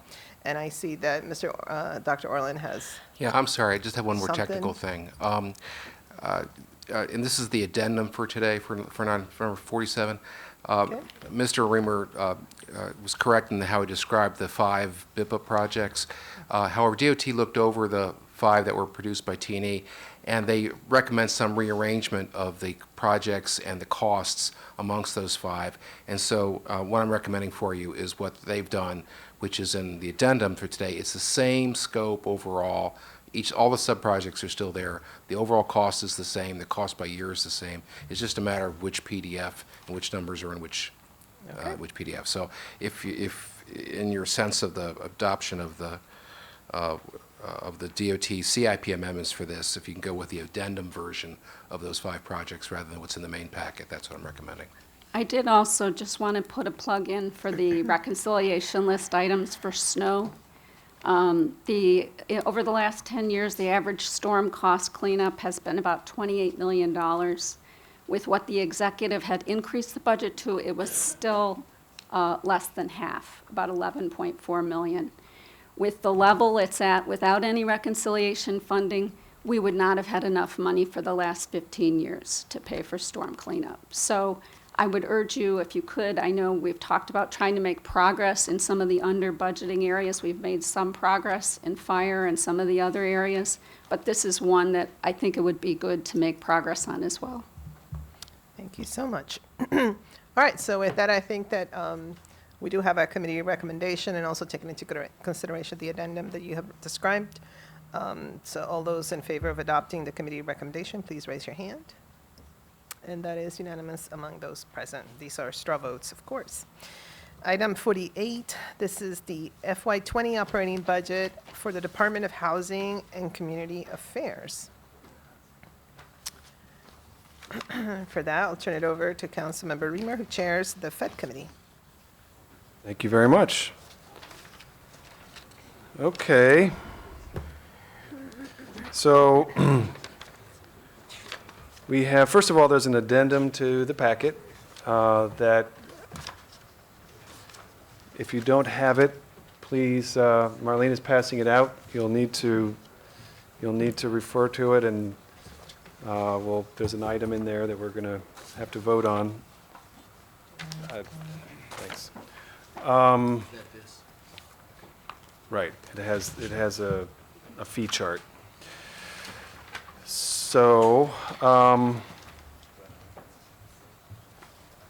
there's a lot going on here. This was a budget area where the executive branch submitted a pretty sizable increase, and there's a lot of enhancements to programs, and there's a funding of positions in code enforcement that were either added through legislation, Councilmember Hucker's initiative with Councilmember Elrich last year, the code enforcement enhancement to the tenants' right bill, or they were positions that were they were just not funded yet. They had been in lapse, and the department has brought them out of lapse so that we can really start fully implementing the code enforcement vision that we have.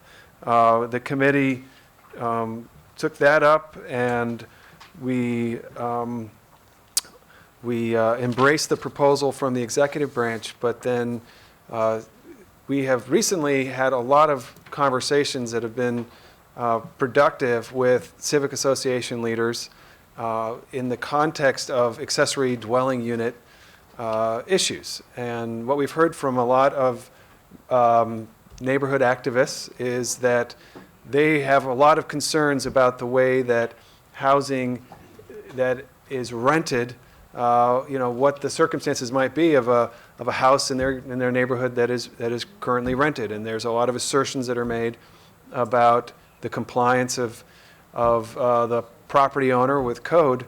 And so that, in combination with the need for some enhancement of inspections and enforcement for accessory dwelling units, if we are successful in changing the rules so that the county supports accessory dwelling units rather than really puts up barriers to them, then we need to enhance our inspection effort as well.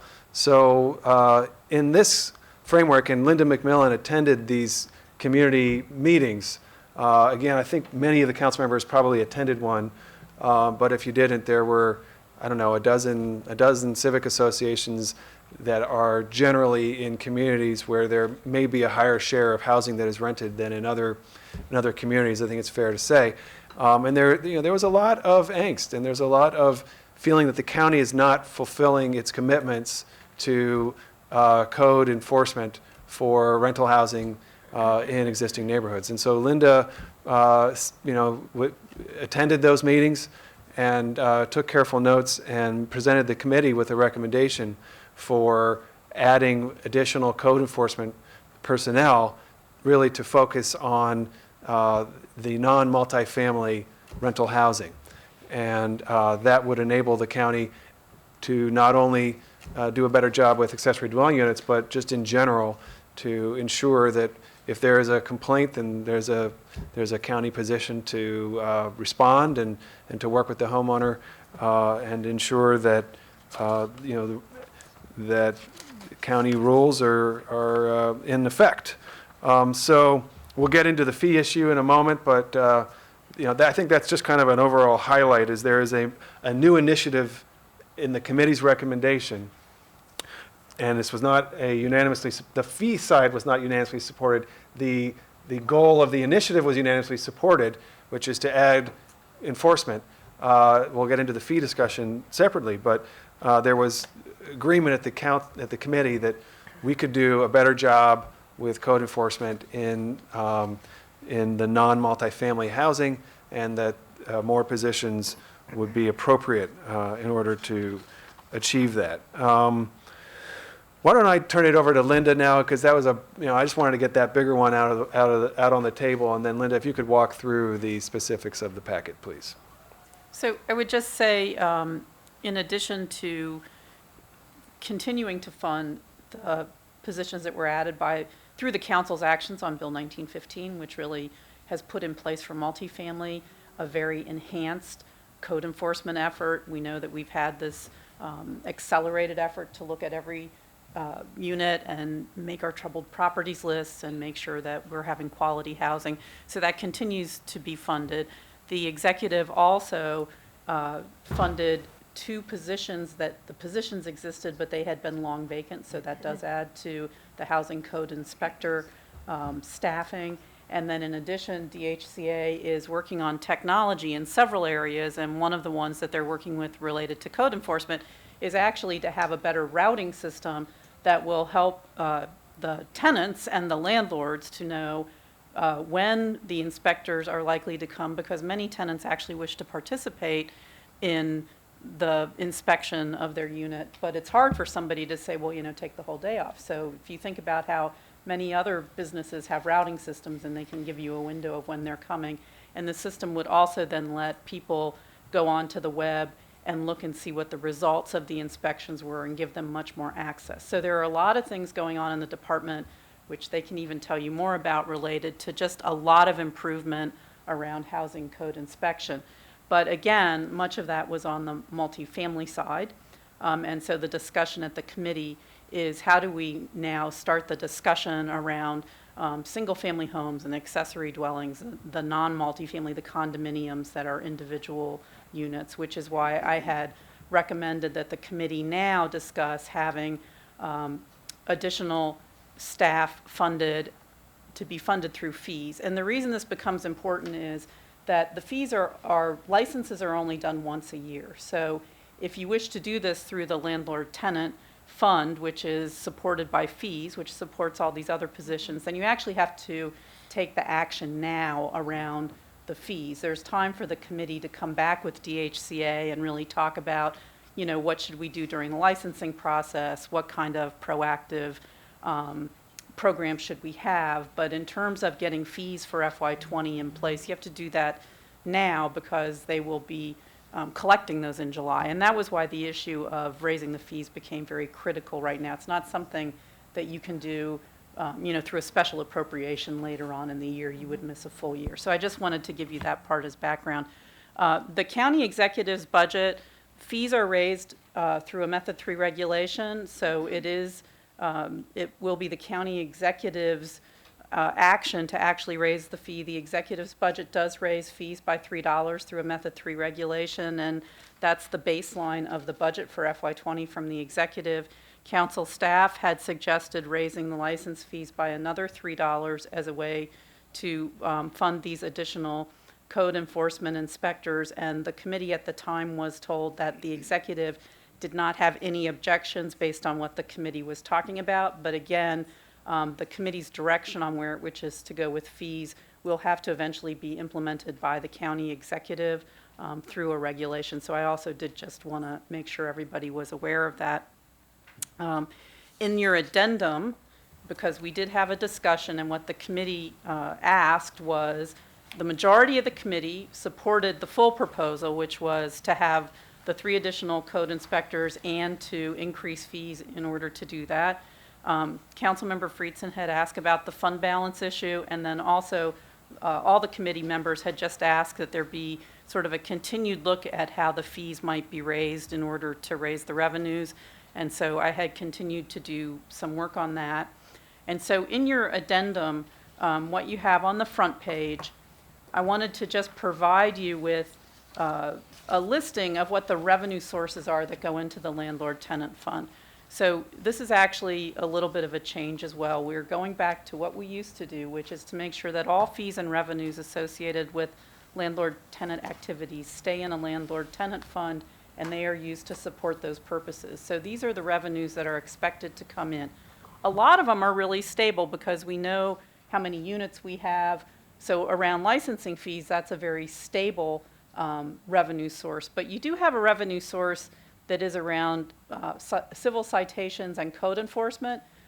It's a fair amount of money, but it's not as certain yet because we've made a lot of changes in the last year, and the department is doing a lot more effort to move forward with those kinds of costs. But this is what we expect, but I would say it's a little more volatile because we don't have like years of experience of being successful with our increased inspection fees and our civil citations, those kinds of things.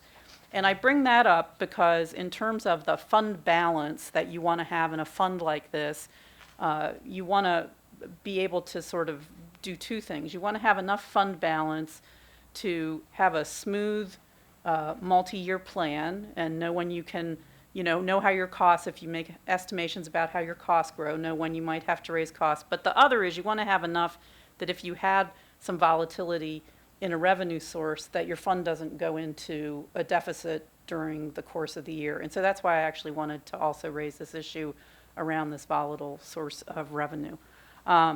So that said, if you go to page 2 of the addendum, Councilmember Friedson had asked, well, could we just use the fund balance to cover the costs of the 3 new inspectors? Good question to ask, because there's a fair amount of fund balance. And so the answer is you could, right? There is enough in the projection to cover the cost of 3 officers, but you end up with a fund balance of about $49,925 as the fund balance. And so I would recommend against such a small fund balance as staff. And one of the reasons for that is if you think about just that one source of revenue, if that was off by, say, 20%, then your fund could go into a deficit situation in the current year. So if the council was not interested in raising the fees at all, I think that you could probably fund 1 additional housing code inspector within the fund balance and still be at a reasonable, somewhat lower than what DHCA would probably propose, but be at a reasonable amount.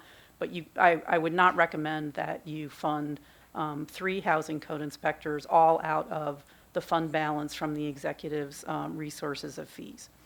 And so that said, I've provided you with some different scenarios on page 3 of the addendum that get you in different places based on different fees. So the first column is the county executive's recommendation, and you'll see what his recommended fees are for the different kinds of licenses. The committee had heard and the council has heard from AOBA with a specific concern about the multifamily licensing fee.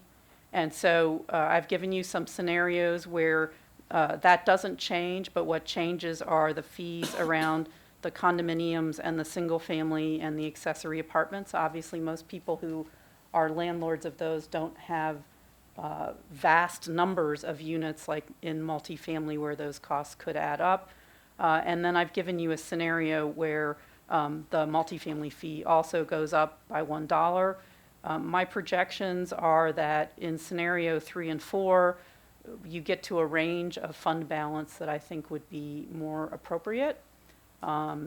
It is sort of percentage-wise a significant increase in single-family and license fees, but in reality, it's $10 to $13 depending on whether you're starting from the current base or the executives per year. So I don't think that's probably not too onerous on somebody to do that over the course of a year, but it would get you to a higher fund balance. And so those are some scenarios that I've wanted to present to you for your consideration. Thank you so much, Ms. McMillan. I have Councilmember Jawando. Thank you, Council President, and thank you, Linda, for the, as always, thorough analysis here and for bringing us some other options. And thank you, AOBA, for your feedback. I think it is important to keep the 3 inspectors for the reasons you mentioned. We've got multiple things going on here. We've got the ADU conversation. We've got an increased, what I think is the right increased in energy around code enforcement in general and to make sure our communities are habitable. And I think, as was said, the entire committee agreed with the need to step up ADU enforcement. Also, the renewed interest because of the ADU conversation in single-family inspections and the DHCA telling us they don't have what they need to to even scratch the surface there. So I think we want to go forward with 3 inspectors, and I'm also open to kind of a test it out and see approach, and that's why I'm going to move that we do scenario 3. But the reason being, which does not increase the fees immediately for the multifamily, but I also would like to, above the executive's $3, the initial $3. It doesn't have the additional increase. And it'll do it in the single family and condo, as you mentioned, Linda, in a slight amount. I do think it would be important, and I'd like to include this in the motion too, that we do the multi-year analysis to study, because one of the benefits of why I supported the $6, or the county executives 3 and our 3 in committee, was because that allowed us to get to FY24 and 25 and not have to worry about the fund balance. But under this scenario, there's a potential, if I'm correct, you can answer, that in FY21 we may have to look at increasing fees.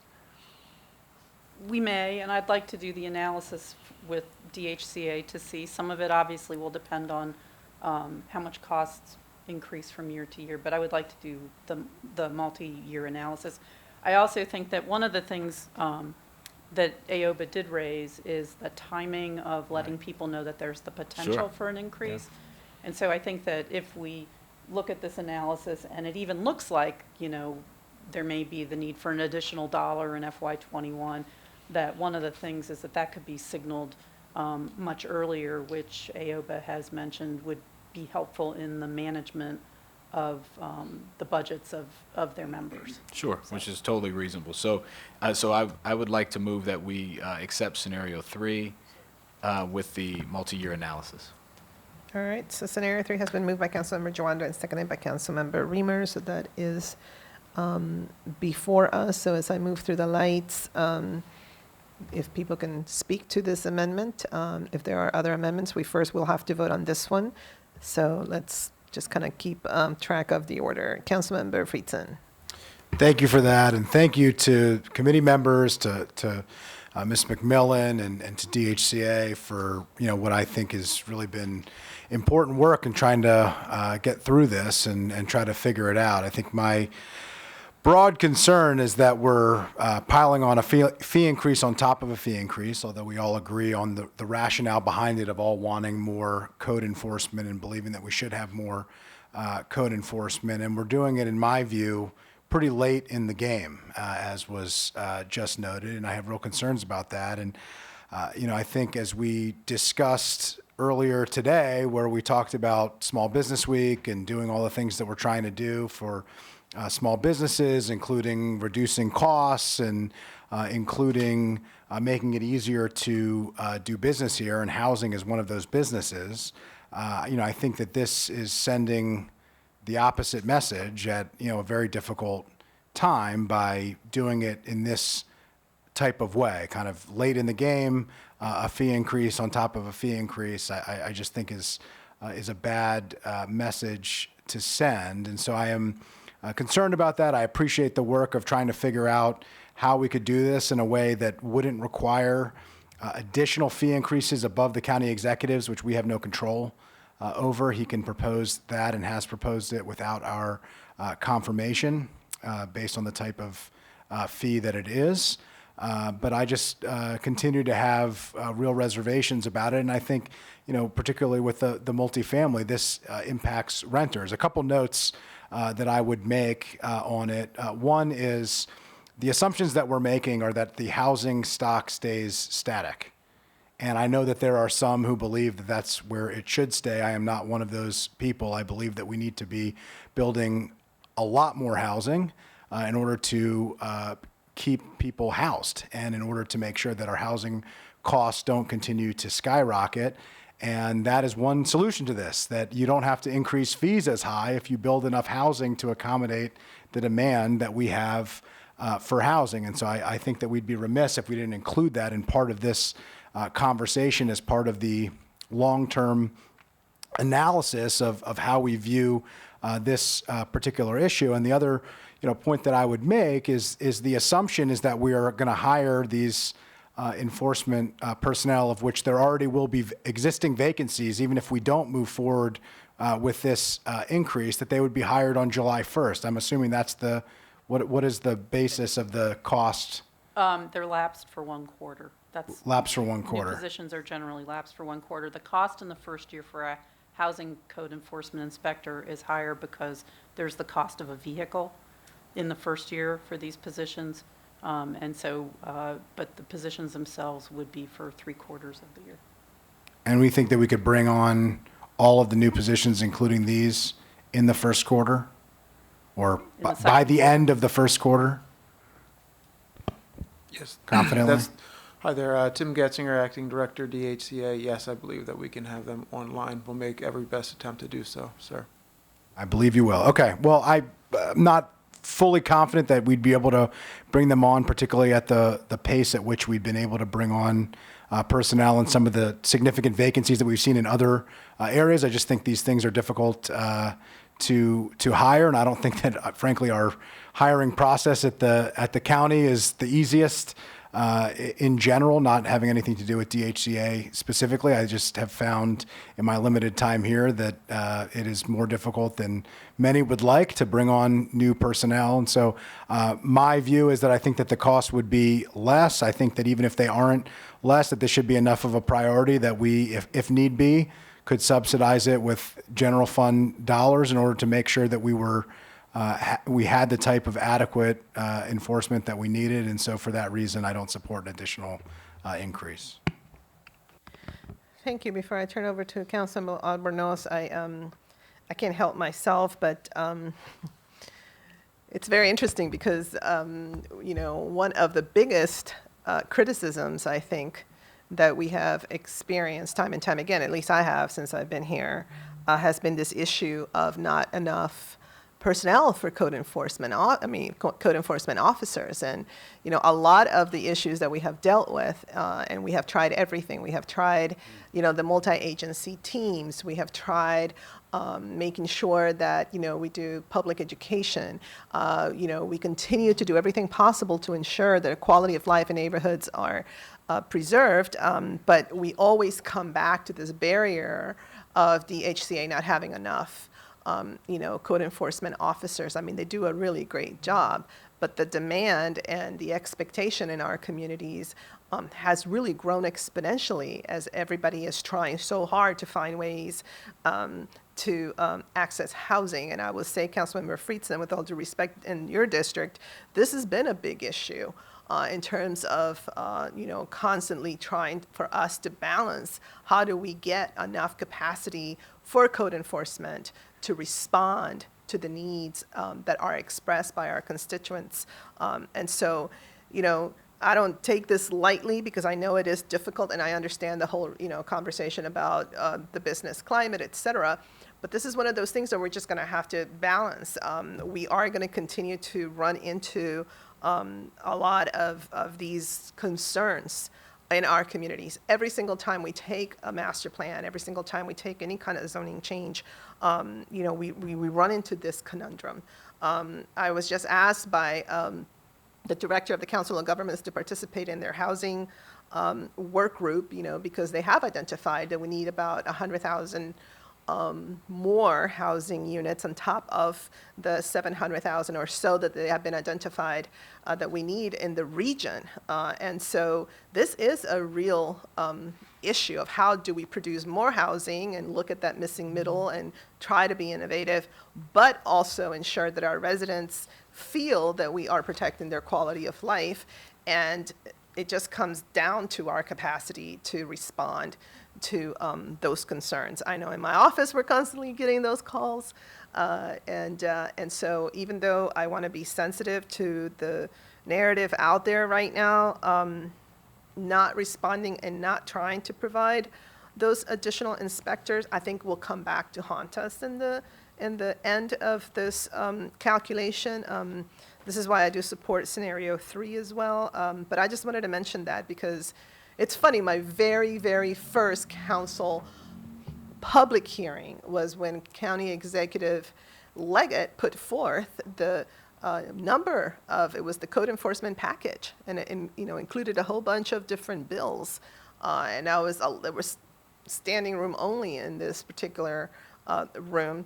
And part of, what continues to be missing is just the capacity to enforce what we have put in there. So I just wanted to mention that because it's just very interesting because I know that in every single district, this issue of more inspectors, more code enforcement officers continues to be a big concern. Councilmember Albornoz. Thank you, Madam President. I appreciate the Fed Committee's work on this issue. Also appreciated receiving the correspondence we've gotten on this. I will say of all the issues that I've dealt with over the last 4 months and going out to various civic meetings, this is the one that has really moved me more than just about any other. I've heard story after story coming from often frail and elderly senior citizens of issues in their community and feeling overwhelmed by our bureaucracy, but also afraid to step up and say something because of fear of some sort of retribution in their neighborhoods. And so I, just like the entire council, very much support providing DHCA with the tools that it needs in order to do its job as effectively as it can.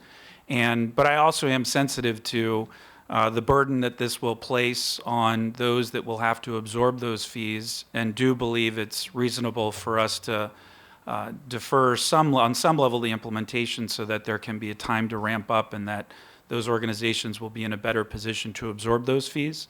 I also support scenario 3 for all those reasons. But I will just, while I've got the floor, ask DHCA a couple of questions. One of the issues that came up through these various civic association meetings is that there's confusion on who to call for what, right? Because it goes beyond just DHCA with regards to some of these code enforcement issues.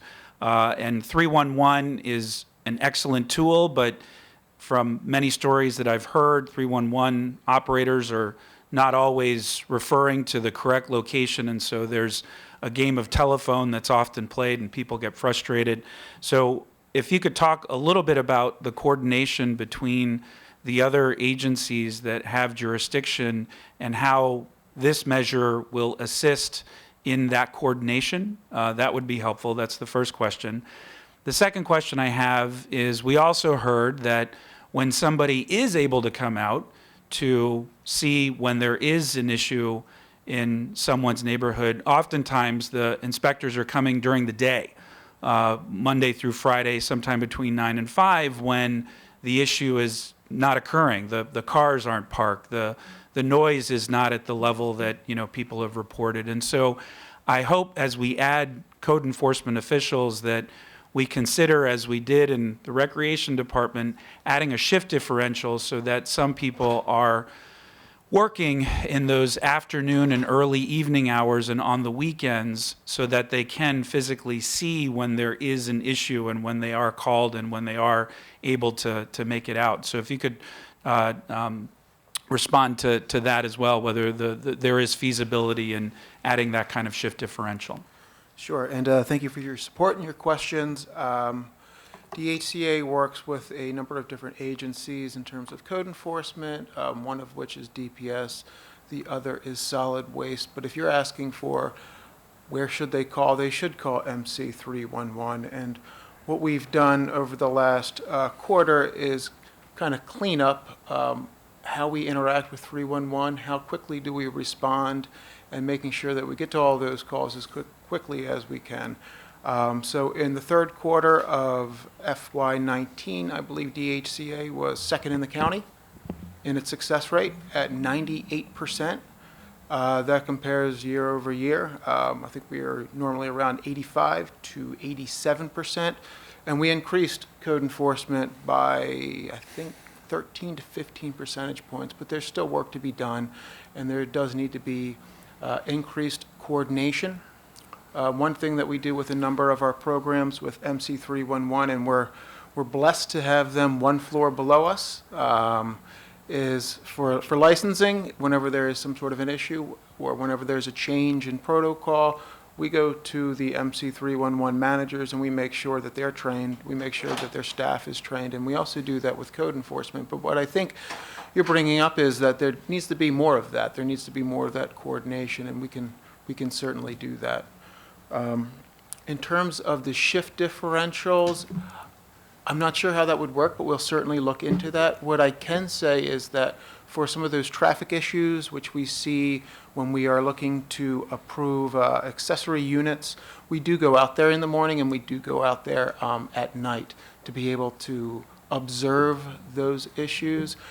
But in terms of actually going into units outside of working hours, we have not done that, but we can certainly look into that. Great. Thank you.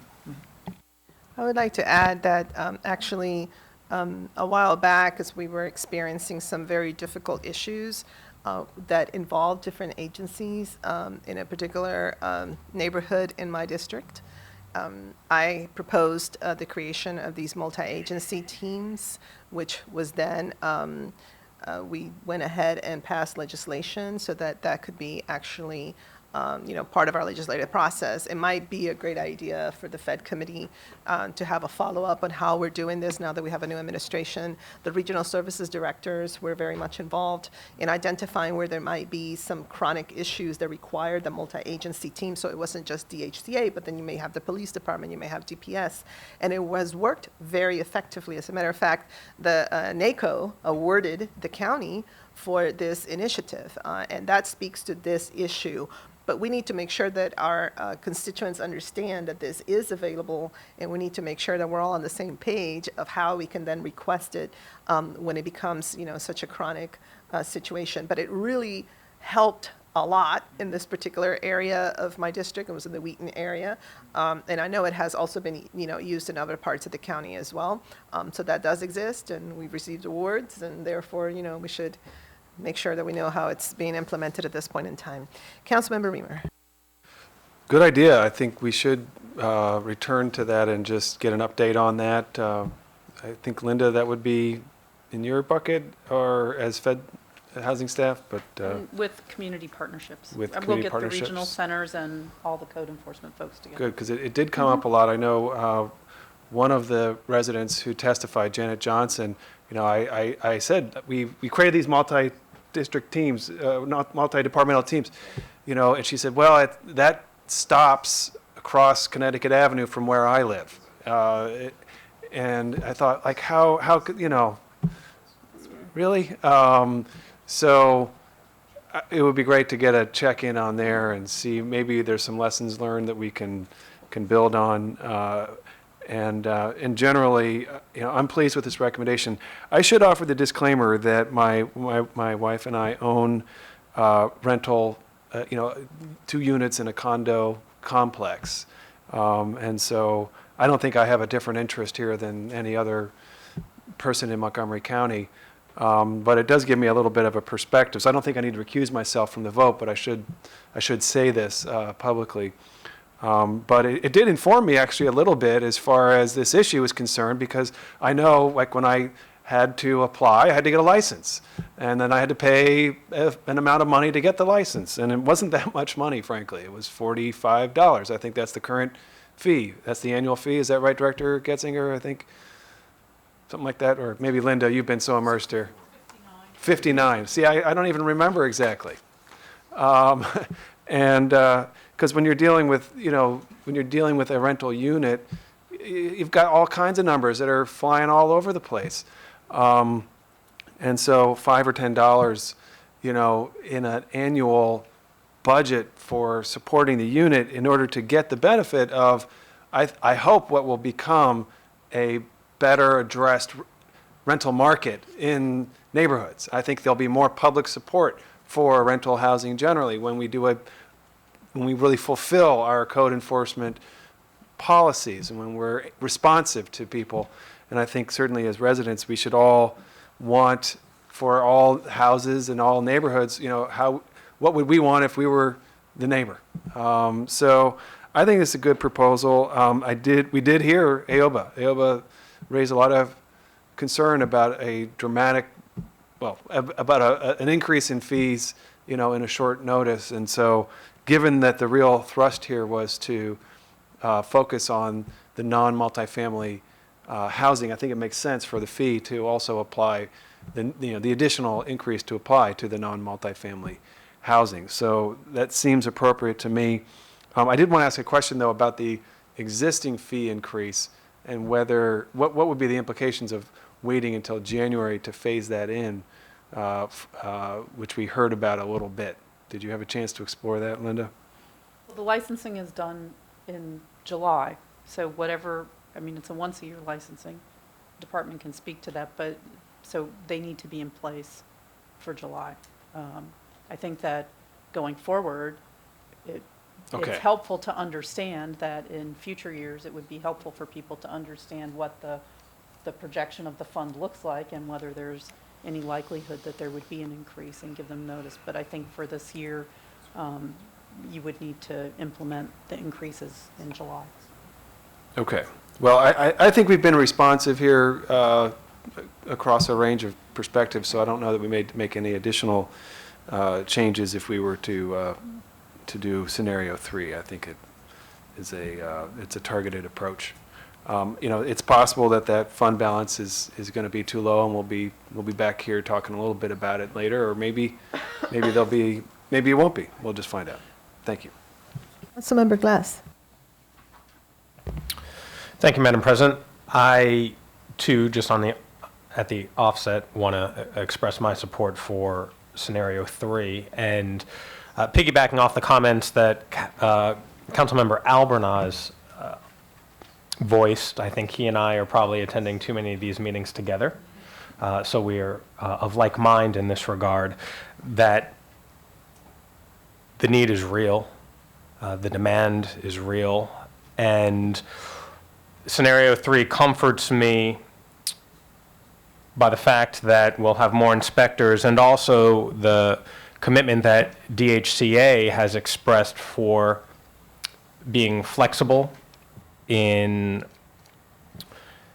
its staff hours, making sure that real-time needs can be met. And as I'm seeing in the packet, you've also, this is where I was alluding to with real-time needs, that you're also working on real-time inspection routing system, giving people a window of time of when an inspector can arrive and allow tenants to view results on the web. Can you elaborate a little bit more about that? Sure. In looking at increasing the fees, we want to make sure that we are creating value, not just something that you can see in terms of code enforcement, but also making sure that the customers, the tenants, if they want to be there, that they can be there.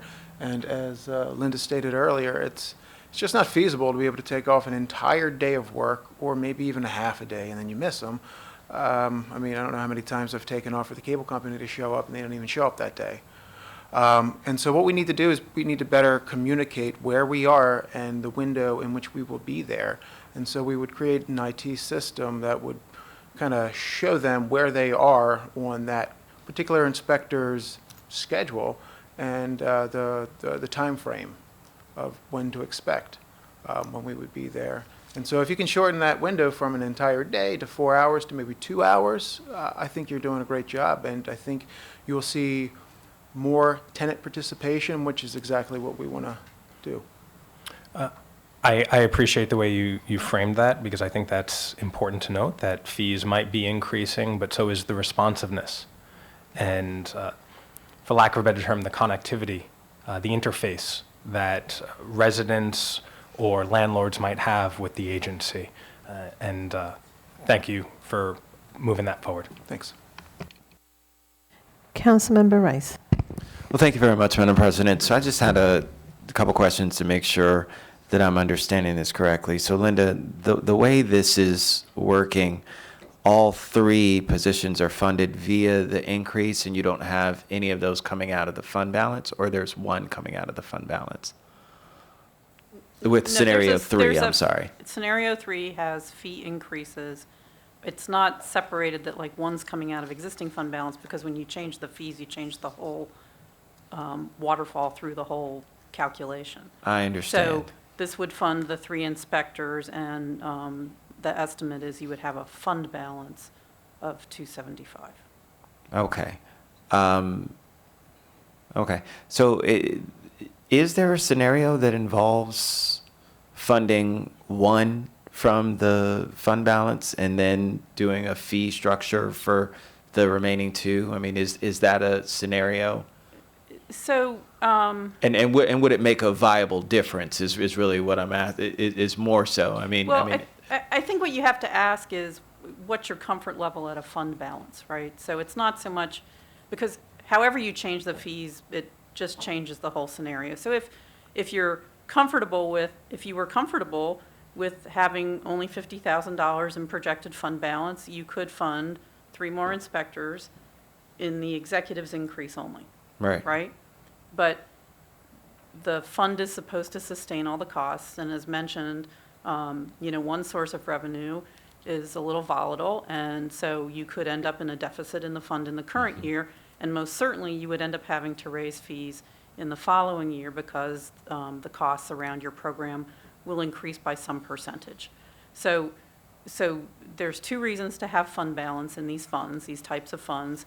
One is to kind of smooth out and have certainty that you can cover costs for your fiscal plan, both in terms of volatile revenues and then making sure that, you're not all of a sudden ramping up your program and then cutting back your program and ramping up your program and cutting back your program.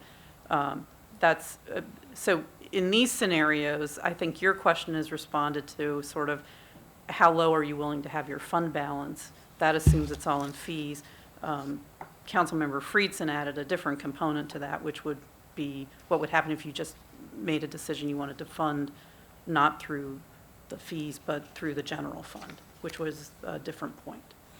Okay, because I'm following on page, towards the bottom of page 2, when it says if the council is not interested in raising, then you had recommended only adding 1 housing inspector at a cost of $114,516. That would leave a projected fund balance of $278. That $278 is very similar to the $275 in scenario 3. So I was trying to understand how, if we funded 1 through the fund balance, which still left us with almost the same amount, how much would that allow for us to do with the adjustment of fees? Is it nominal in terms of its, I mean, because I understand the fees is much larger than this position amount of $114,000. So I'm assuming it wouldn't make a difference in terms of the overall increase of fees. Are you following me? You could change it. Again, it's really where you're willing to set that fund balance, right? So Right. if you're willing to set the fund, if you felt it was like a good policy that you wanted to set the fund balance at $100,000. No. Well, I'm I'm at trying your to say, recommendation because I'm right. trying to work around that So- number. So my point was that you could, the question was, could we use the fund balance that was projected through the county executive's recommended fee increase, fund the 3 additional, could we do that? And so the response is, well, you can do that, but you would have a very, very small fund balance. And as council staff, based on policies around a fund balance in this kind of a fund, I don't think that's appropriate. So in my view, the appropriate range of a fund balance in this kind of fund is closer to $300,000 than not. Right. You're potentially at 275, kind of close enough, but that would be the range for the fund balance. If you wanted a different source of funds, that's a different way, but it really kind of depends where you want the fund balance to be. So, and I'm still in agreement with you. It's just how we get there. And so, if we were to do the fund balance and bring the fund balance down to $278,958, as you said, by funding 1 housing code Right. inspector via the fund balance at a cost of $114,000, Right. then from a license perspective, I'm assuming, I guess maybe it would reduce it by $1, and it'd be $1 less for the fee that we're imposing on the condo and single families. Is that? I mean, No, so since it's roughly $1 and we're talking about 100,000 units, so it'd be roughly $100,000 or no? So the recommendation about funding 1 is if you have the executive's assumption about the $3 increase. Mhm. I think that you probably could fund one additional code enforcement inspector just out of the fund balance the executive assumes, and that would be tolerable. But that would leave the fees at the $3 increase that the executive has issued the regulation on. So that Right. doesn't, then you have that increase, Right. right? So if then you're asking, well, how much would you have to increase for like one more? Mhm. That could be really sort of any source of the mix because, so for example, there's many, many multifamily units. So when you add $1 to the multifamily rate, you get like $75,000. But if you're going to focus on the single family rate where there's only 20,000 units, you would have to raise it by more. So it depends where you want to focus the increase and the mix and where you want the fund balance to land. So let me just say that it's difficult for us here on the dais to try and do this on the fly in terms of adjustments. So I'm not going to try and throw another proposal in the mix. I mean, it's not that much of a difference that creates that significant, but I would just in the future, it's going to be helpful for us to have some sort of puts and takes that are along with this so that we can kind of follow along and make other sorts of adjustments as well that would be helpful. If we wanted to put this scenario with another scenario, it's one of those things where it's hard to do with what we have that's right here. So I'm going to be fine with scenario 3 because I don't think it's going to make that much of a difference between them, but certainly in the future, and we can talk about it offline. I'm just not happy with the way this is kind of all framed. So thank you. You, Vice President Katz. Thank you very much, Madam Chair. And I just want to join the chorus and say that I appreciate all the work that the Fed Committee did on this. I sincerely believe that we need more inspectors. I think that's the only way we can truly fulfill a promise that the rental housing that we have, especially for the condos and single families, are going to be what people should be living in. And it becomes very difficult unless you have inspectors, and you need to make certain that they can get there and do it in a timely manner. I do understand about I guess I understand about the whole idea for the FY21 rather than FY20 that AOBA is suggesting that if we do that, we need to give them notice by August, I guess is what it's saying. And I think that if we're going to do something, I have a concern about raising fees every year, one after the other.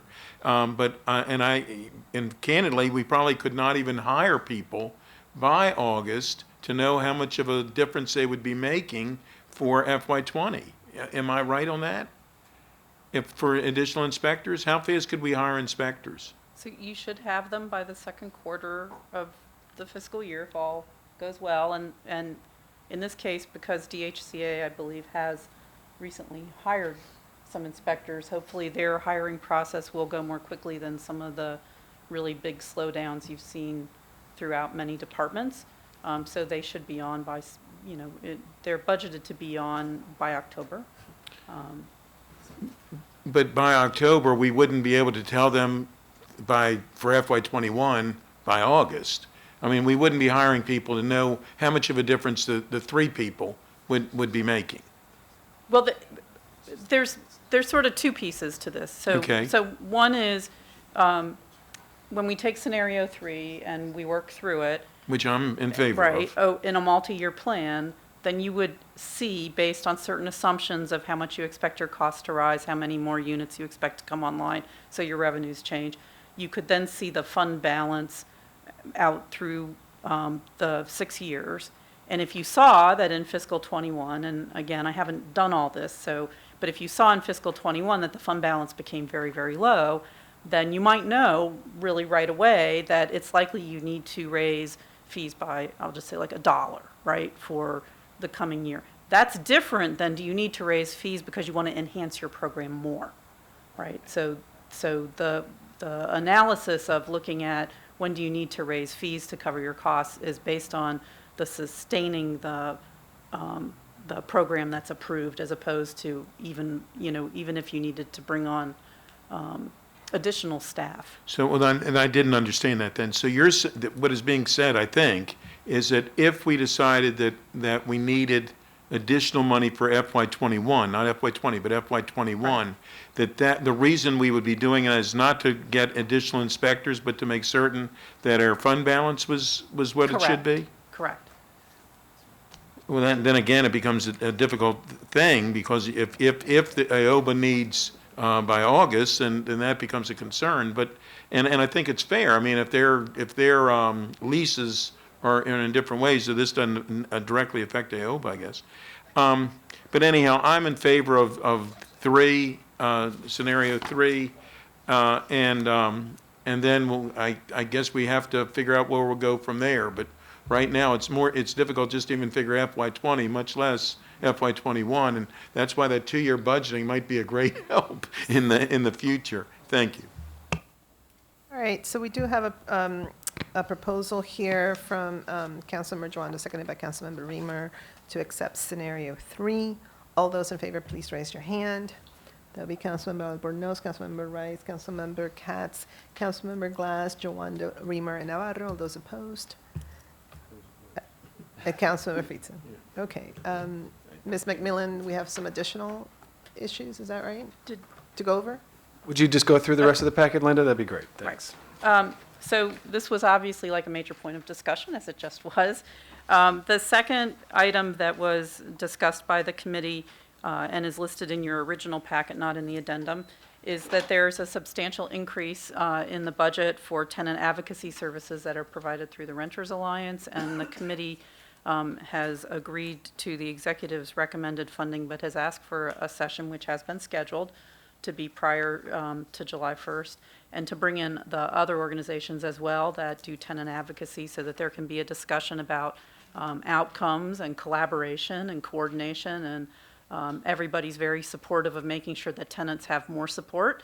As Mr. Getzinger just said, this is the goal, to get tenants more involved and have more support, but we want to make sure that there's an alignment. The committee felt very strongly about having that, and then also understanding what the parameters are for the organizations that are providing the tenant advocacy. The third that was a change is recommending $67,770 to the reconciliation list, and this would add a program specialist to the licensing program, and this would help with compliance in licensing, and also another position could help to serve as a navigator as we work to increase the amount of accessory apartments that are brought in through the department. So that is a reconciliation list item.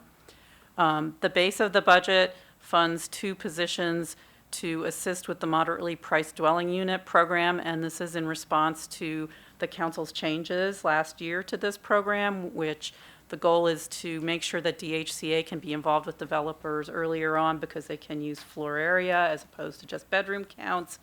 We made some rules around alternative payments, several other changes in terms of making sure that we're monitoring that they're following compliance where higher percentages of MPDUs are required in certain parts of the county.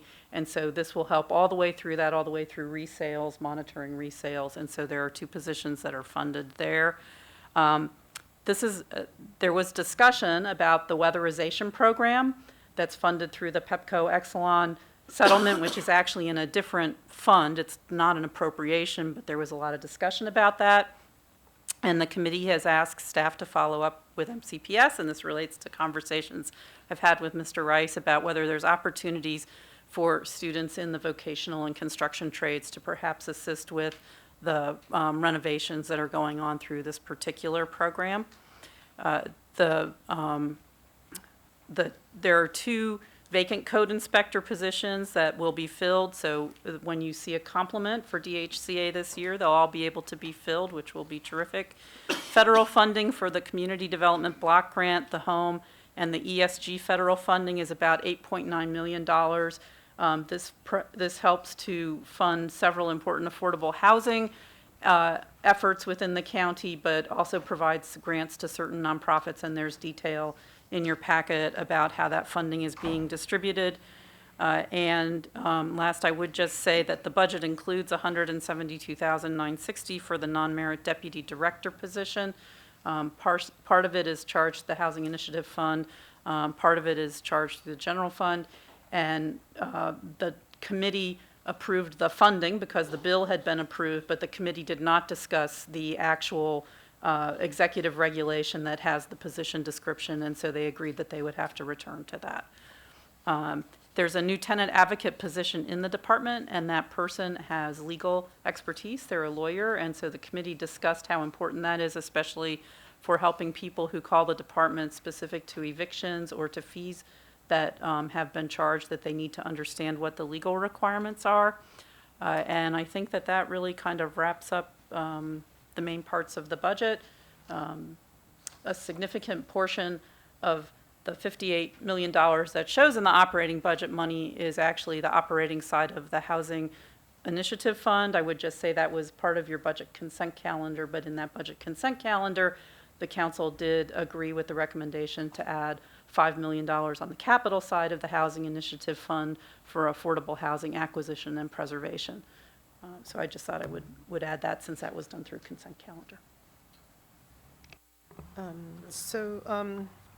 The only, I guess, one area that I wanted to note was the significant increase to the Renters Alliance budget. It's going from $70,000 to $288,000.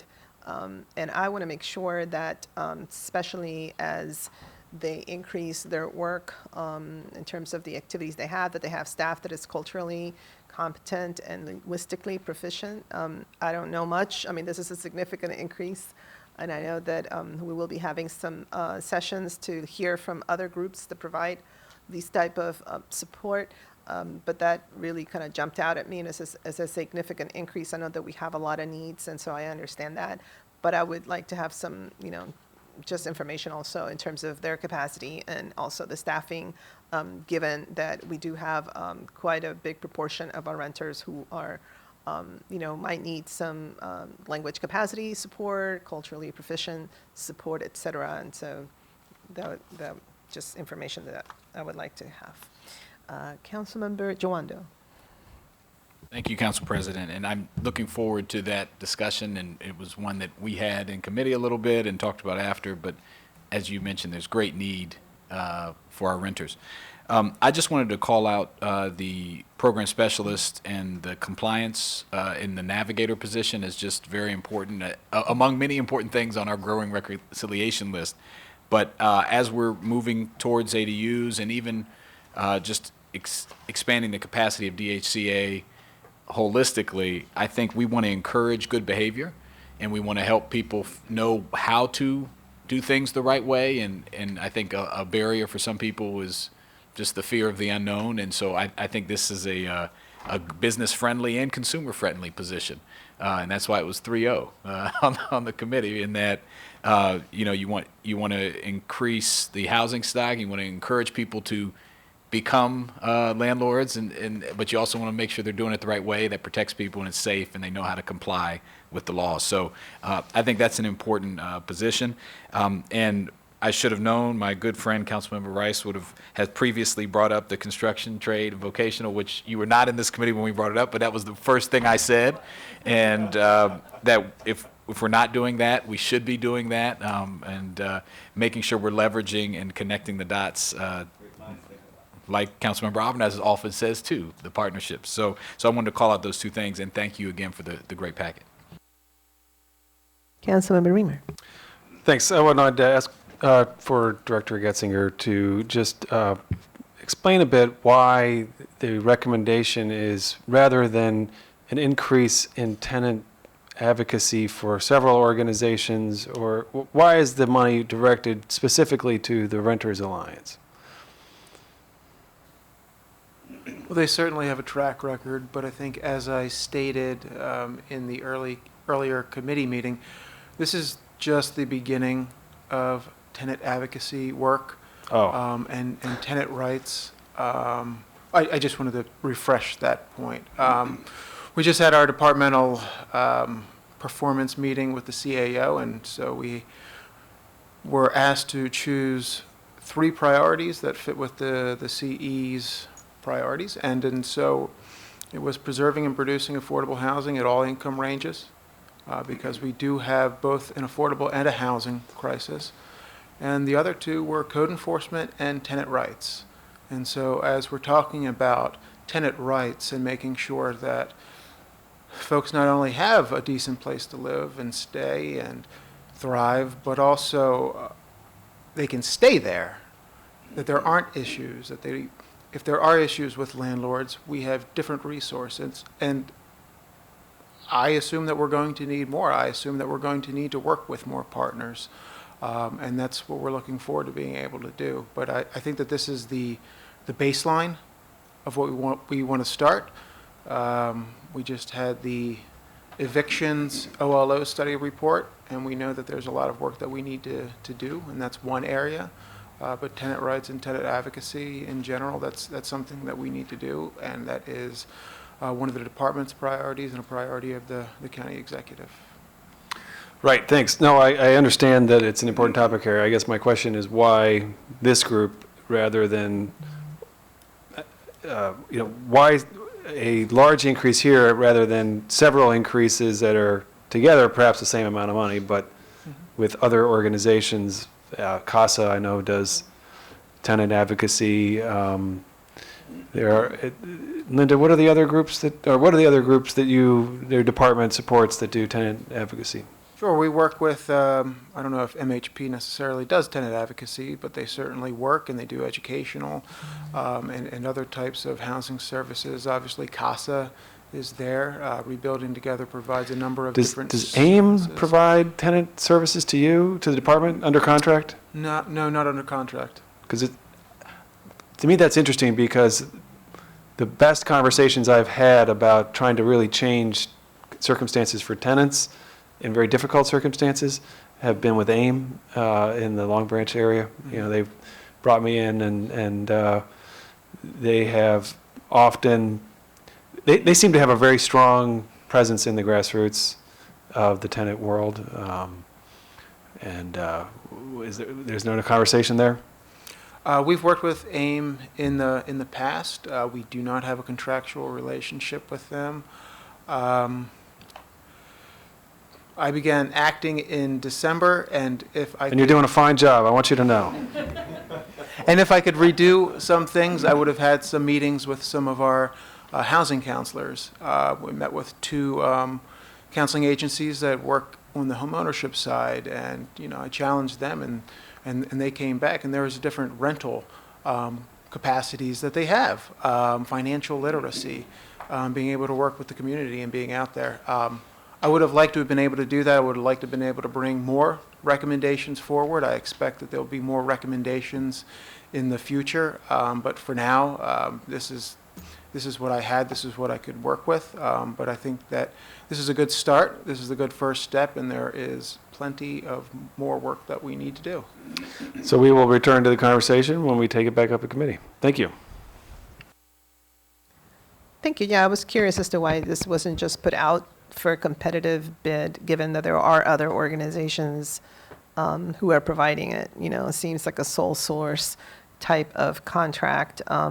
Because we're not just starting right now. I mean, we have had organizations who've been doing this work, so that's why it just kind of jumped out at me, because it's a significant increase, and I wasn't sure if there had been any conversations about this being competitive bid versus just this extraordinary increase.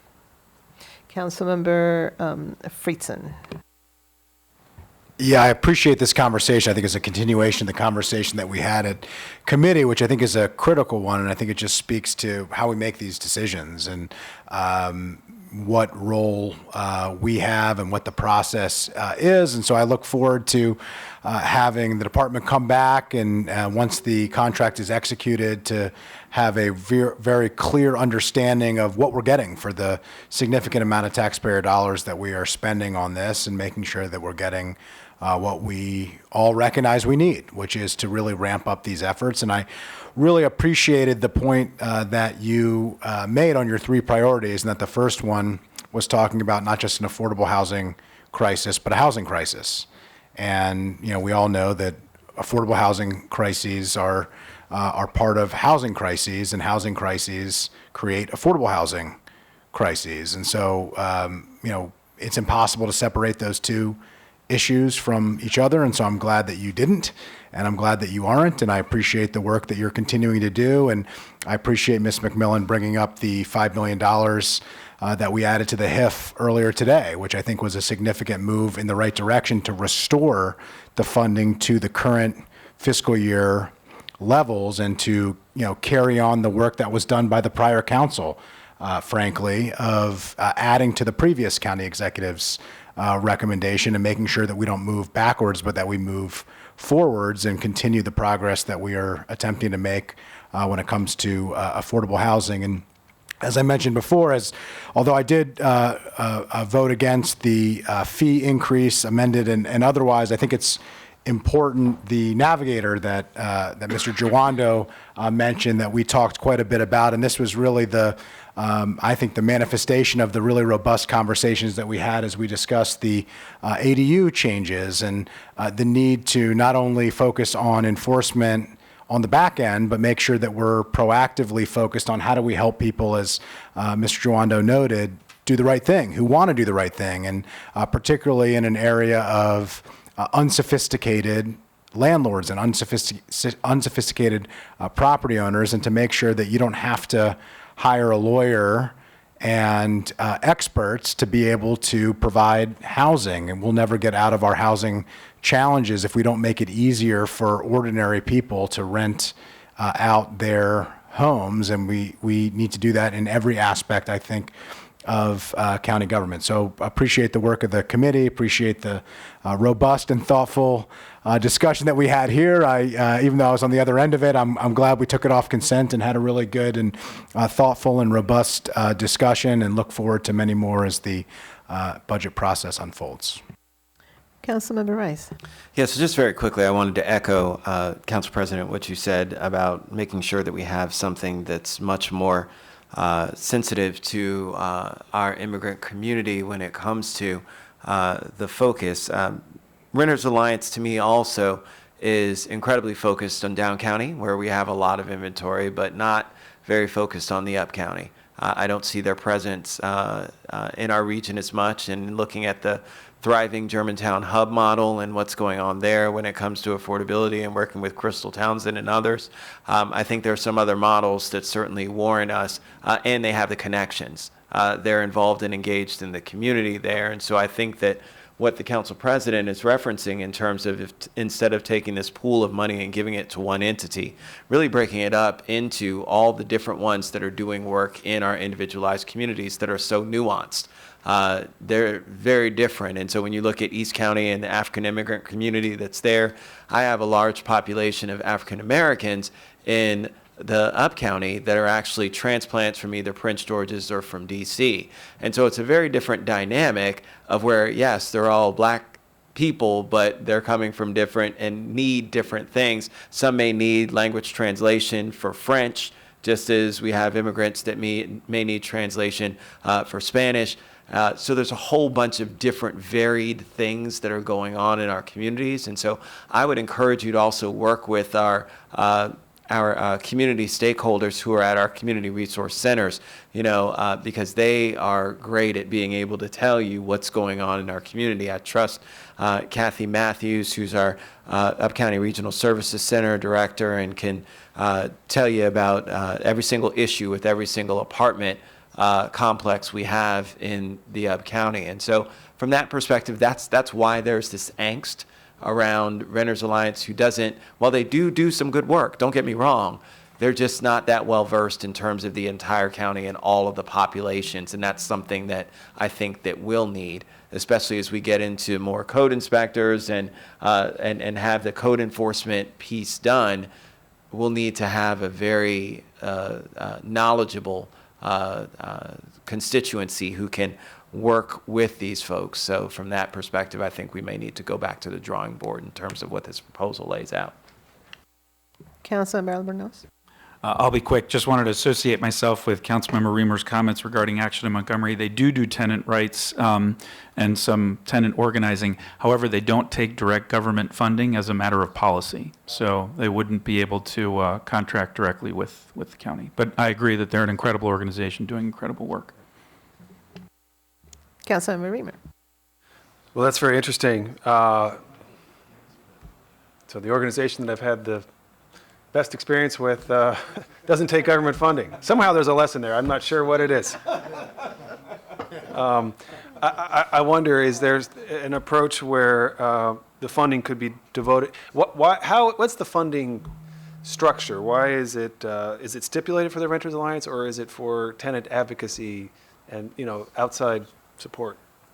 My understanding is that on the non-competitive award list that you approve as a part of the operating budget resolution, it is the chief administrative officer would be sending over a non-competitive contract for the Renters Alliance for this additional amount. So it's budgeted here, and then a non-competitive Right. It is my appropriation would come over. It's not an appropriation. It's just Or, it's an award. authorization. So if the council wanted to do it a different way and say, we'll support this level of funding for advocacy, but we'll come back and hear the competitive bidding? If you wanted to hold off on authorizing the non-competitive award, I can discuss that with the executive branch about not having it included in the original budget resolution. As you know, during the course of the year, you get amendments on your consent calendar when a decision's made that there's a need for a non-competitive award, so it can be done later. I mean, it's not like it, but we do a bulk of them with the budget resolution because that way people can move forward quickly, but it certainly can be done separately through an amendment if you wanted to hold off on that authorization.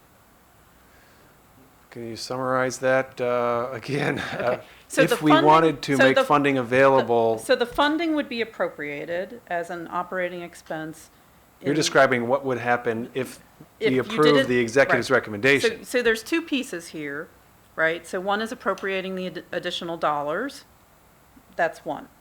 The second is whether the council through resolution would authorize a non-competitive contract with, in this case, the Renters Alliance. You authorize many non-competitive contracts as a part of the operating budget resolution each year, but it is also common for us to have amendments to those original decisions during the course of the year. So it doesn't have to be done immediately. It can be something that is done later. Right. But what I'm getting at is I'm hearing a different view on this issue perhaps than I expected at the full council. There's maybe more interest in support for additional organizations, not all loaded into one. So if you wished to appropriate an additional $200,000. I'm not talking about adding, I'm talking about this amount. This amount, this is an addition to what's in the base of Right. 19, right? So this is Thank you, the okay. addition. Got it. If you wished to appropriate that, but at this time, not authorize a specific non-competitive award Right. related to this new 20 money that's above Right. the base of 19, then you're not required to do that with the operating budget resolution. And if Okay. later you determined that it was appropriate to Right. have a non-competitive award, then it could be The done result of a later. deliberation. And there are, I will just say, if the executive determined that he wished to move forward with a non-competitive request, there's also a contract review committee that is a second way to get authorization for a non-competitive contract. But generally speaking, with these kinds of programs, the way that we do them is through Section G or amendments to Section G during the course of the year of the operating budget resolution. Okay, but you're being a little in the weeds. I want the more general thing. If the council wanted to say, we'll support $218,000 for tenant advocacy, but we don't want to do the non-competitive at this point. We just want to Right, so have I'm the saying, funding. What would you we would do? just move forward with the budget the way it is for appropriation. Okay. Right? We And don't that have gets to you the money. change the committee's You recommendation? don't have to change the committee's recommendation on that. Okay. And what I would have to do is to make sure that when you got the budget resolution before you, that in the non-competitive awards that you're being asked to approve, which include like community grants and a lot of base budget awards, that this particular contract would not be authorized by you at that time. And then if you wished to do it later, you could do it later. So that's. And the does two it, would pieces. that limit the ability of other organizations to also receive funding in here? Or could that amount be any amount that the council then subsequently decided? Right, can this amount be, so we're interested in the work. Right. But we are mindful that there are other organizations who provide the work. Is it possible to appropriate this amount, but let it go into a competitive bid so that different organizations can compete and apply for it, and then? So I think that if you, what I'm hearing is to let the Fed committee have this other discussion, potential, like Fed committee already has asked to have a discussion, right? So it sounds like the first thing is to not make an assumption now that you want to approve a non-competitive award. Right. But you want to appropriate money because you want to have additional funding over FY19 Right. to support tenant advocacy. Right. So you would move forward with the appropriation. You would not approve a non-competitive award. The Fed committee would have its discussion. Dependent on what comes out of that, then the council might have recommendations for the executive. I would just say contracting itself is an executive function. So in that sense, but to get a non-competitive award, there has to be authorization for a non-competitive award, and there are two ways to do that. And one is to ask the council by resolution for approval, for authorization of a non-competitive award, and the second is an internal process with a contract review committee. So I just want to be clear that actual contracting is an executive function, but certainly whatever direction you might wish to give after the discussion could influence how that works. It seems to me, then I'll finish. It seems to me that is the sense of the council. That's what I'm hearing from council members at the moment, is that the non-competitive thing is, it would be better to proceed without a specific designation at this time. All right, Councilmember Jawanda. Thank you, Council President. Just to Mr. Getzinger, if I remember the Fed committee discussion and building on what you just said, this is the start of the process. It's one of your strategic priorities, right? And so presumably this $200,000, which is an expansion of a $70,000 contract with Renters Alliance, if I'm remembering, I pulled up the packet, to add an additional 30 rental properties to the groups that they organize and work with. So there's some metrics involved here. That would not be the extent. Am I correct to say that that's not where you're stopping, that we expect to see additional activity that would include, I would hope, to my colleagues' questions, Mr. Rice and Mr. Navarro and others, which I would concur with, that we need culturally proficient and competent folks that understand the whole community, and it shouldn't be one organization for the whole county doing it. But am I, and this is a loaded question, but am I to assume correctly that this is one of many proposals that you're going to, in funding, that you're going to utilize to do this work? Or is this the only bit of funding for FY20 that you're going to do this work with? So, like I said earlier and during the committee meeting, this is the first step, and I understand the concerns of the council. I think not going forward would greatly impact one of DHCA's 3 priorities. We would not be able to mobilize what we need to be able to do in terms of tenant rights.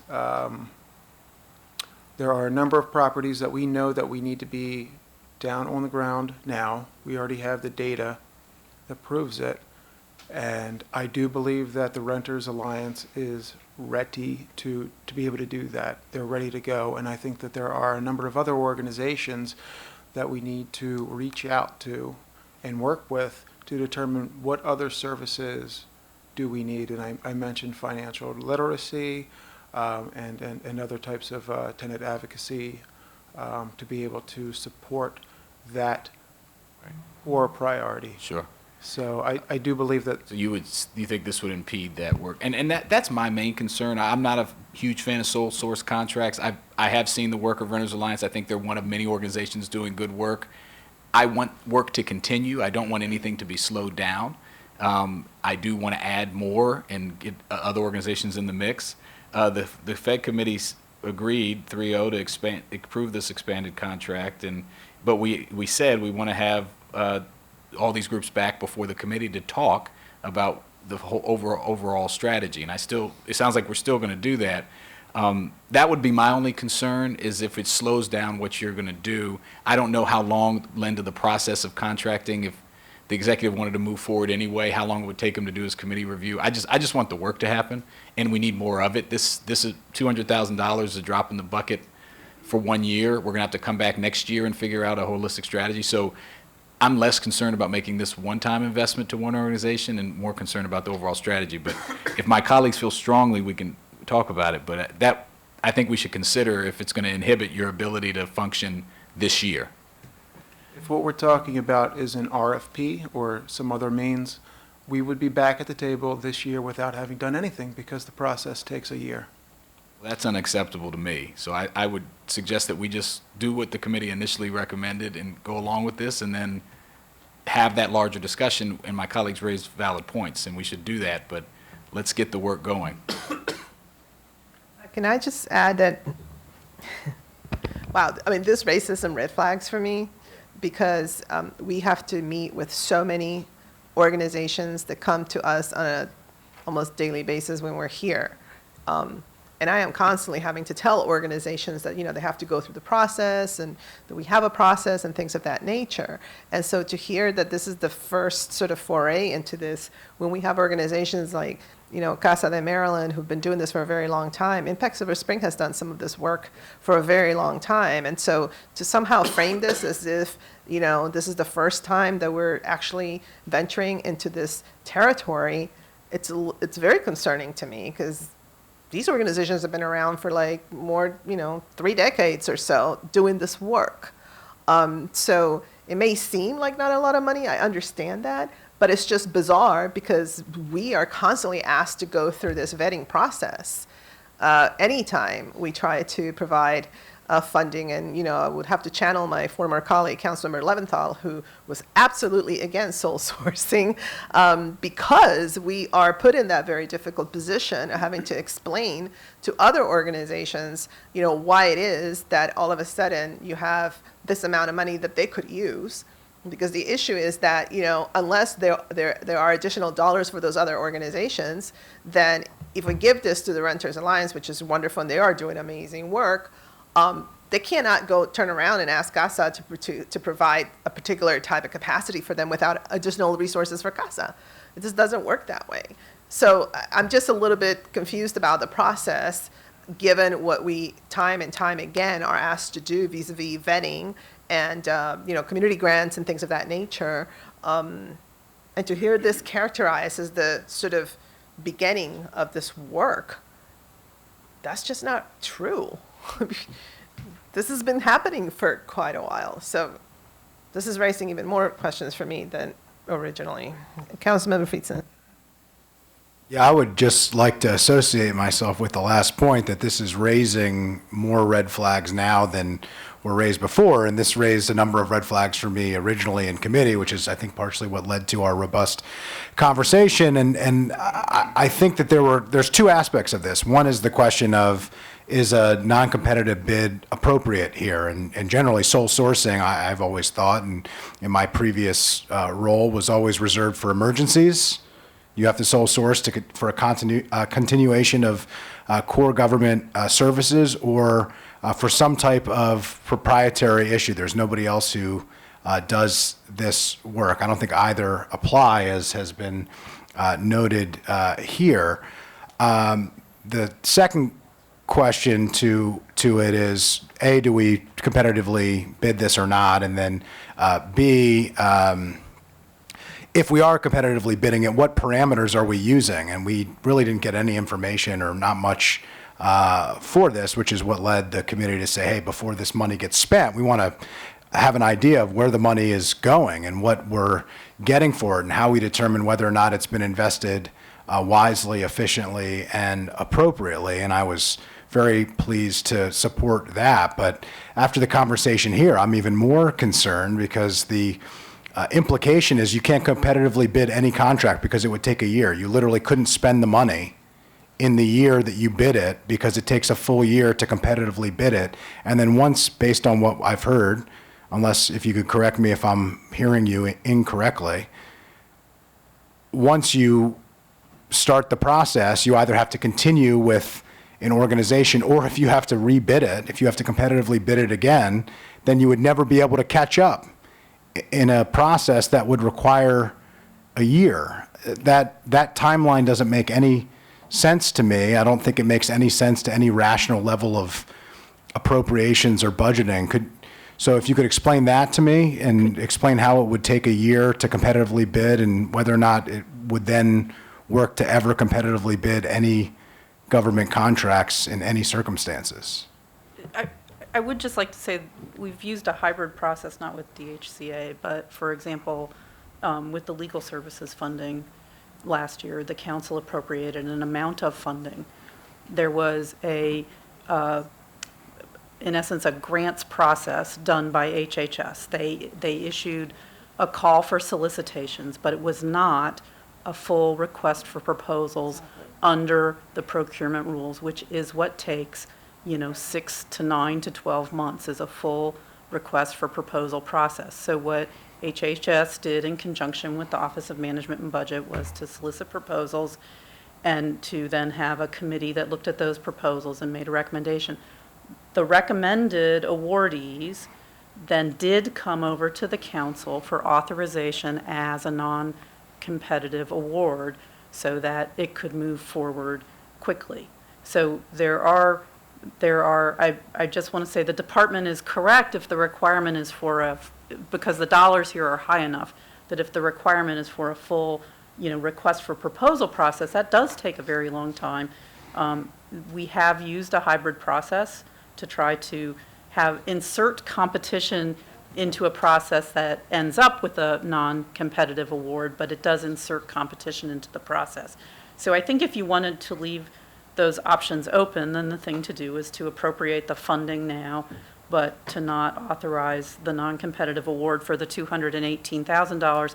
I would just say that the $70,000, which the Renters Alliance actually does already receive, was awarded through a competitive process a couple years ago, has been renewed. So nothing would stop that from being renewed, the existing funding, but it would be the $218,000 in additional. I think that's extraordinarily helpful, and I'd be very comfortable with that, knowing that there is a process in place that would allow the other organizations that the council president and many others have noted are doing this work. I'm even more uncomfortable today than I was when we originally discussed this, and I wasn't particularly comfortable then. So I'd move to amend the committee recommendation to appropriate the $218,000 separate from the $70,000, but not approve the competitive bid and have the department come back with a plan of some type of hybrid that can ensure this important work gets done, but is handled in a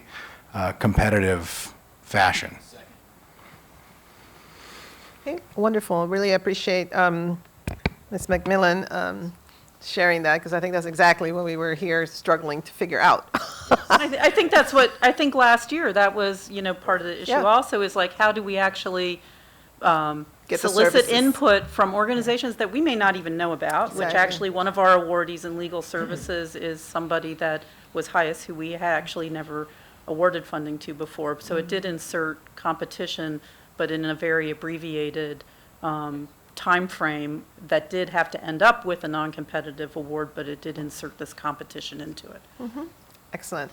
Okay, so I think we actually have that proposal in a second. Councilmember Rice, I'll turn to you, but I think that we could also just vote. No, I'm supportive of it. I just wanted to remind, since folks are taking notes on, it's Family Services that partners with Thriving Germantown that does that, who's historically been doing this work in the mid and up county regions. That's right. And so from that perspective, we definitely need to have a regionalistic cohort to represent folks there in that area. And I'm sure that if we move forward with this approach, that there will be some type of outreach to all these organizations that they know that there is this funding now available for all these different organizations to, to apply, because it is so true that the need has grown exponentially in both geographically, culturally, linguistically, we do need to have that across the board. All right, I'll turn it over to Councilmember Glass, but I think we're about to vote on this. Thank you. It's just a point of clarification. Ms. McMillan, are you talking about the task order process? Is that? Okay, because that's a separate process that I've used kind of outside the RFP, giving a little more flexibility within the agency. I did that as a nonprofit leader, but okay, thank you. Thank you. All right, so all those in favor of the revised recommendation, which provides an amendment to make this a bit more competitive, but it's a hyper sort of process, please raise your hand. And that is unanimous among those present. Thank you. Okay, anything else? I think that concludes DHCA. That concludes the HCA. Thank you so much, everyone, for being here. I think that concludes our work for the day. We're adjourned. Oh, did we not vote for the whole thing? Is that what we're supposed to do? We need to vote for the whole thing. I thought you actually were, I thought we were calling for a vote on the whole thing, my No, bad. that was just the amendment. Let's vote for DHCA straw votes for the committee recommendation as amended. All those in favor, please raise your hand, and now it's unanimous and among those present, and now we can adjourn.